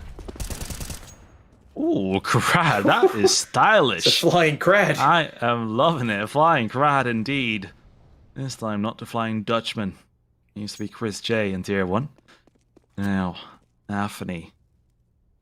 He's going to be going towards the A site together with Inters. Inters going to be looking to find some frags here. But Lackey is going to be the one to hold down the line. Inters on the clock though. And now Gambit. We're getting ready for something. Oh, and Inters. What an entry onto Lackey there. Lackey has been a bit of a lackey in this game for the squad, but Elian finds Inters through the wall. I don't even know where that shot ricocheted off of. I think it was through the bottom of the staircase, but now in a 3 versus 4, it's not looking fantastic for Gambit at 35 seconds left on the clock, but that smoke is actually going to do them more help than hindrance. It allows the bomb to cross on over if they so choose to. As long as they're aware of these bench players, then Nafany should be good to continue on over. The flashbang's great. Nafany gets a kill onto Nickelback. Doesn't know there's another one towards Connector, but if Crad isn't careful, the barrel of his gun will be spotted. Nafany isn't fast enough to readjust. Bomb does get planted in the open as Crad runs out of ammunition, tries to switch to the pistol, but it's not quite fast enough. Oh my goodness, Hobbit, he's going to deal with the aggression of Crad. Elian full flashed off, Hobbit finds another. Hobbit's going huge in this round, and now it's all down to the Orper of Elian to either save or win this round up, but in the 1 versus 2, I think saving will be the only option. Hobbit is decimating Entropiq in round number 14, and now Entropiq won't even be able to hit that all-important 6 white. The bomb is too far gone. It's double digits again for Gambit. This is like a repeat of Vertigo. Yes, it is, and I was thinking because, of course, this is the last map that was left over in a map pool that, you know, it must be quite 50-50, but of course we are on map number 3, and a lot has happened, and a lot of emotions have gone through all the players. Entropiq winning out that first map quite heavily, a huge margin, so, you know, they must have been really feeling it to then get absolutely destroyed, kind of. Yeah. On Vertigo. Vertigo. And also, Yeah. I think they lost to Young Ninjas on Mirage recently, I think. Oh, no. Which is I mean, they're likely great and all, going to but- be toying on the backs of their minds because they're like, you know, outside the top 30. They're definitely not tier 1 yet. I mean, they're a great roster, but that's not a match No, that Gambit, Entropiq should be perhaps. losing to. Oh, lucky. Oh, no. Nice headshot. Now Hobbit is going to be spraying while the tank's Lackey down to 34 HP, and that nade is going to be running behind him. Glad the Surprisingly, nade doesn't have any legs. I was going to say it does surprisingly little damage, but I'm also glad that grenades don't have legs. That would be quite That'd be scary. Bit too sci-fi for my taste. Grenades with legs. Counter-Strike 20-50-50. I don't even want to think about that, and Axel doesn't 20-55. either. As he removes the head of his opponent. Yeah, 20-50-50, that's a long way in the future. I'm pretty sure we do actually have grenades with wheels at the moment, which probably do fare better than legs. You would be implying that grenades are sentient beings at that level. And, Oh, hell no. Too far. All right. Now, going away from grenades with legs, we're back to players with legs. Indeed. And again, it'd be quite worrying if the players didn't have legs going into an engagement like this. In the final round of the half, Gambit, they do have the health advantage and a lot more utility than the CTs. So far, they're taking it very slowly with only 20 seconds left, White. Yeah, no, this may be too little too late. Crad is going to find Axel. Intis with a trade, but can't quite find a spray transfer. Now Lackey. In Dark is going to find 1, 2, and 3 in the round, and this just goes to show, whenever a team just waits to the final second, they always have like a 5 to 10% winning chance. Sometimes, of course, you watch them come in the site, find all the kills, but when you have so few time, like it's so damn hard to clear out every single angle and still find a bomb plant. So whenever that happens, usually their opponents just win. Yeah, no, they even with the lack of utility, the CTs are just gifted frags because of how long the T's waited to execute onto the A bomb site. And yeah, it's just a crazy, crazy time. What can I say? Either way, Nafany 14 and 12, Shiro 15 and 9. But I'll tell you what, other numbers are interesting me at the moment. The 1.04 to 9.30 odds in favour of Gambit. God, that's a bit too much. Yeah, I'd like to say so as well. But if you do want to get a bonus for your first deposit, do be sure to click on the banner below, and it'll take you to Parry Match's website, where you can, try your hand at making these matches a little bit more entertaining whilst you watch. Put some money on the line, but please do remember to gamble responsibly. But if you want to try and take advantage of those odds that heavily favour Gambit, and you're feeling like Entropiq can pull this one back, then why not try your luck? Because that is a big odds margin between the two. And also talking about trying to make those games a bit more entertaining, just make sure that when you're losing a bet, it's not going to turn this into something that is not entertaining, because then you shouldn't be gambling, honestly. Yeah, you put just make sure that you can still enjoy even if you're losing, because otherwise you're gonna start mouthing. Yeah, there's a difference between losing $5 and going, that kind of sucks, and losing 5 million going, I have no money and my wife left me, It's just... and yeah, that does happen to the best of us sometimes. To the best of us, yeah. White's actually on his 4th marriage at the moment. He just keeps losing them through his... Okay, moving on. Not while casting. Moving on. Gambit now leading 10-5 as Entropiq desperately need to come back in this pistol, otherwise they will let Gambit spiral things again in their favour. And that's not something I really want to see right now. I do want to see a very, very hotly contested home stretch. But so far, so good for Gambit that Entropiq look a little down and out. Yeah. Completely agree with you on that one. Now, Nickelback, Shiro, just so damn good with that P2K weapon. Still feels weird seeing, but of course it's a part of the game now. Into is going to find a hedge on the Lackey. Elian and Krad do come out with some trades. 3 versus 3, and a bomb site could still be theirs. Now Krad is going to go down to Shiro, and Elian with the trade. And Shiro and Hobbit, not a fuse kit though, so they're going to have to come in rather quickly. But they're still looking like they might just come out and win this, actually. Forrester, what a beautiful headshot. Hobbit now in the 1 versus 2. Oh, they double swinging, but Hobbit finds the first head. Forrester shuts it down. It was looking so good for Hobbit for just a glimmer of a moment.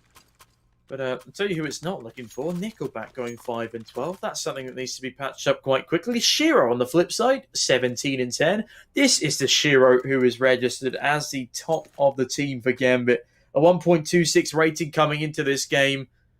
And definitely one that's deserved from the way he's been playing, especially in the last 2 maps. Yeah, what a god indeed. Like, he is the young simple. There was an article on him. He was asked a question. And he actually said he doesn't mind being compared to simple, but he has such a different playstyle when it comes to the AWP. It's almost not a fair comparison. So I really respect him a lot for his answers. And, well, will he be able to answer anything in this one? Nafany, how is he still alive in this smoke? 3 people have just walked into him. Surely they know by now. Oh my god, they're all walking past him. Nafany, this could be the play of the day. He's somehow crept behind this entire smoke. Finds the first, looking for more. Sees the second. Oh my goodness gracious me. This round just crumbles in front of my very eyes. Entropiq, what are you doing? And to go back to what you were saying, yeah, I mean, they do have different playstyles. One guy throws ops, the other shoots people with it. Interesting comparison there. Interesting. You don't get the reference! I don't get the reference. Simple! The clutch right through the op! Oh my goodness me! You uncultured I'm so swine. uncultured, I'm sorry! I can't believe I've done this!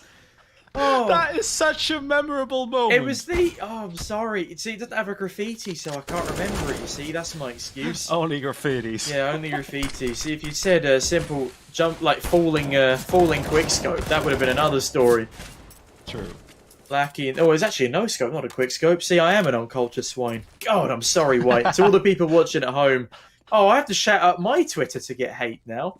Oh, god damn it. Doesn't work that way. Just add like... See, at Sneaky Beaky TTV. I've thrown you under that bus too many times now, White. It's only fair that when I scuff it, then it comes back to bite me. It's all right. But oh my No, god, actually, look at at the buy. Entropiq. Look at the buy again. I hate this buy so much. I hate it. Don't like it, White. It's not fun anymore. Never wins. Me too.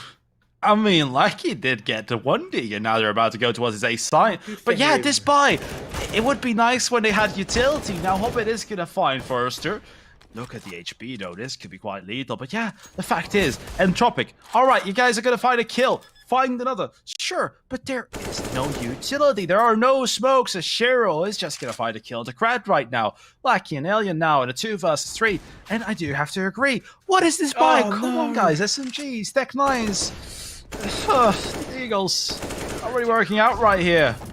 And a scooter goes down. Stop buying 4 Deagles and a Scout, please. Please, I don't want to see it anymore. I see it every single game in the CIS RMR, and it is slowly driving me to the brink of insanity. It does not work. It doesn't work. You've lost it again, Entropiq. Please, watch over the demos, watch over this match, and heed my warnings. Stop using this buy. It's painful. It hurts. I feel like pulling an Oedipus every time I see it. That's a... Okay, moving on. That's a brutal grenade in towards middle. No, it's just up against the pistol. Look at the next grenade to follow. That one doesn't even do any damage. Shiro, Nafany, Axel, they do all the damage. Elliot claws one back on a Glock on towards Hobbit, but it's not going to matter. Gambit find a 13th round on the board to Entropiq's mere 6. It's falling to pieces. And guess why? They only have Glocks because they buy 4 Eagles and a Scout. And it doesn't work again, White. I'm going insane. Take over before I, get angry at Entropiq. Yeah, I mean, at least get a Tech 9 and go rush B like they usually do in these kind of rounds. Because, sure, 4 Eagles and a Scout could be great, but then when you also don't have any utility, even if you do find that opening frag, your rifles are just going to outclass you. Yeah, now, exactly. Gambit are going to be looking to find the first buy round of this half. Now, this smoke is definitely favoring Forrester, so if Hobbit does end up swinging out... Oh, what? Oh. Forrester, how? There was a gap. You can see the legs. I'm sure the smoke may have rendered differently on the screen, because otherwise there wouldn't have been a reasonable explanation. Besides the fly being on the screen, you can definitely use that excuse. No. It's quite painful when it happens. Now, Shiro only needs an arm there. Crad is going to go down, and now Gambit Esports about to be 14-6. Entropiq, I only think the Magic scoreline 14-7 can save them now. Yeah, I don't even know if that will be the case at this stage of the game. Nickelback 6 in 15, a massively underwhelming performance from him. Also, client-side smoke renderings are something that have confused me to no end. Like, how is that still allowed to be a feature in the game? That is such a random RNG unfair disadvantage. Like, no, there's 3 different types of smoke patterns, and I'm pretty sure, because Astralis used to abuse this bug, there used to be a command that flipped between the 3 smokes. I don't know if that's been patched or not. Astralis abused something else. They abused the fact that when the smoke fades, you can see them earlier. That's what they used to abuse. Are you sure? I still have a keybind on my keyboard to zoom in on the radar. Now, I'll go back into detail about that pretty soon. Now, we are still in the round. Gonna give my man Nickelback some respect, but he definitely deserves it. Now, Shiro, that's gonna cost Axel's life. But yeah, back to the whole Astralis scenario. There was a time when you would see the player on the radar when the smoke is fading before you could actually see them on your screen. So what Astralis did first, they had a bind on their keyboard to zoom in their radar. It was a toggle. So they did that, and that way they were able to easily tell where the player was. Okay. You know? Okay. So that is what it was about. Now, I still have that bind on my V button on my keyboard. I never managed to delete it. It was quite crazy because everyone just ended up abusing it. Yeah. I need to re-add my jump bind, though. That's a big problem I've got at the moment. I've forgotten how to bind a jump bind. And, cheery me, Nafany actually jumps out of the way of danger there. Oh my god, Nafany! Nafany's going to find a triple towards middle. Naki trades 2 back. It's now a bit more of a competitive state, but look at the health on Lackey. Nafany goes absolutely Super Saiyan. I was going to say these names sound like anime characters, and Nafany just proving it. Oh my good lord. That is just obscene. And Entropiq have no answer. Hobbit still sits on the A bomb site. He's got two players both on different angles, one of which only has 10 HP left coming toward this position. And if Entropiq don't win this round, that is match point for Gambit. And we could be looking at a double 16-6 finisher. Yeah, Entropiq are absolutely being pulled apart limb by limb right here. Like a tender steak. Yeah. Boneless. No. Boneless. Yeah. Oh, MP9 actually does end up getting the kill right there. Quite difficult. Oh. Not really the weapon you want to... Ooh, Hobbit. Looked like he was going to find a kill there already. Now he's going to actually take it. Entropiq. Oh, look at that money.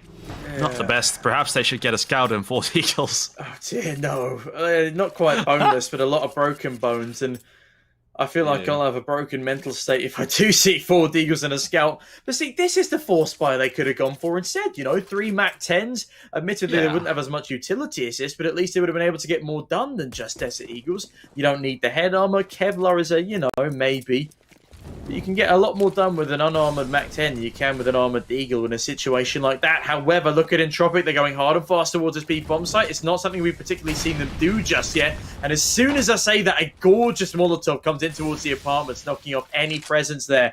And in this round, a heavy advantage still resides with Gambit Esports. They have 2 players over towards this B-bomb site to deal with aggression early. They have 1 man in connector, and a fast rotation can come in from Nafany. I feel like now would be a good time for that to come on in as the utility gets used up by these Gambit players on the site. Inters unpeaked at just the wrong moment. Will find Crab, but gets traded by Nickelback on the Mac 10. Axel has a lot to do here as they push onto the site. He finds not even the first. Nickelback and Forrester go huge. They keep Entropiq alive in round number 22. Molotovs will start to rain on down as Shiro finds a GU and Nafany denies the plant. Down to the 2 versus 2 situation here as Shiro and Hobbit have a lot left to do. Oh my goodness, Alien, the headshot onto Shiro was godly. And now Hobbit, it's all down to him in the 1 versus 2 to close out this game. We've seen a lot of clutches today to close out games, White, but can Hobbit seal the deal for Gambit Esports in round number 22? Oh, that is so damn close. And in the beginning, something I did want to mention is Crad, when he got mollied out of position in the B apartments and he went into the little kitchen, he did knife the wall. Now, if you want to become a pro, don't do that because you are pretty much going to ring the dinner bell for your opponents. Okay, only 1 player, that's fair enough. There's surely going to be someone in the apps, but knifing is something that you can hear all across the map if you actually hit someone. Now, of course, if there isn't any ambient noise, but it will be heard. So, oh no, Nickelback, he's had a terrible game so far, and now he's hit the back of his teammate's head with a flashbang. Oh, Alien? Not this again. Not this again. No. Oh no! That was very unexpected. Yeah, expect the unexpected right here in this game between these 2 wonderful teams. Now, Lackey probably didn't expect that he would be able to survive, so once again, proving me right there. First, ooh, just gonna be jumping out, finds a headshot. That is quite stylish of him. Sure does find the trade frag. Has a supply sticker. Now that brings me back. It just disappeared for some reason. That is very weird. Now he's gonna find a kill onto Nickelback. He's gonna go down to Alien. And now we are in a 2 versus 2. But look at the HP on the Entropiq boys. Axel is gonna pick up the AWP. This retake definitely has to come in. Still looking like Gambit could come out of this one. Yeah, it's looking pretty good in the 2 versus 2 right now. Axel in with the AWP. He just needs to peek around that corner a centimetre more. Lackey falls off in the nick of time. And there is now no utility for this retake. Oh, the timings are just terrible. So bad for Gambit, so good for Entropiq, but Intus doesn't care. He spins on in, finds Lackey. It's all down to Alien White. Intus makes a lot of noise whilst running, and Intus spins around. Ladies and gentlemen, Gambit Esports, despite a drastic performance in the first map, will pick up the Series 2. Oh, and White, what a roller coaster it's been. So back and forth, especially when it comes to the maps themselves. But, what a finish. Like, it's just another dominant scoreline for Gambit. A lot that Entropiq are going to need to work on there. And I don't know about you, White, but I'm very much looking forward to perhaps a resurgence of Entropiq in the lower bracket. But for the time being, Gambit continue in the upper. and they look pretty damn good whilst doing it. Yeah, I'm going to take a quick look at the bracket right now. Entropiq will be playing against K23 in that first lower round. Now, let me just take a quick look at their past, if they played against each other. I do believe they I'm not have. seeing it in the last 3 months, so they may have, the cores may have faced off against each other in the past, but quite recently they haven't. So that game is going to be quite crazy, and I do believe Entropiq are looking better. But talking about the bracket, we are going to be taking a look at it right now. You can see that unfortunately Entropiq have fallen. Will be going up against K23 in the lower bracket, but in the upper bracket, we are going to be seeing Team Spirit play against Gambit Esports. Now, that is not all for the upper bracket, because we still have the second 2 quarterfinals. That is Force versus Virtus Pro and Na'Vi versus Akuma. But that is, of course, going to be for tomorrow. I mean, that's going to be a very spicy matchup, the pair of them, because Akuma as the underdogs could surprise Na'Vi, as Na'Vi were surprised quite a lot by some Entropiq. rumors, though. Forza as well. What was that? Akuma have some rumors about joining a new organization. Oh, hello. That could be interesting as well. Unique, wink, wink. Oh, well, thank you for dispelling those rumors there, White.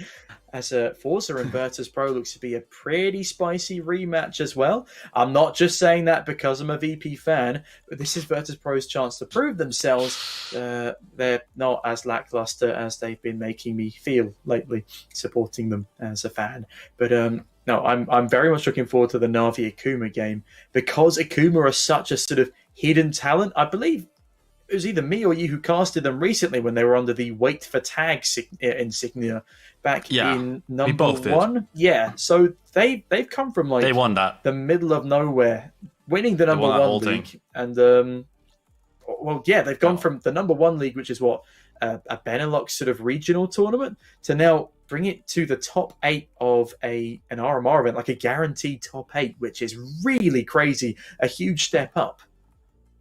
Yeah, but talking about Akuma, they actually they used to be, well, I think it was 2 of their players, Psycho and Sensei. They used to be playing under the Project X banner. That was their team, and they of course split up. They disbanded, and they were the 2 players that ended up, starting a new team. So I was like, oh, this is not looking good for them, because just leaving your team, 2 of you.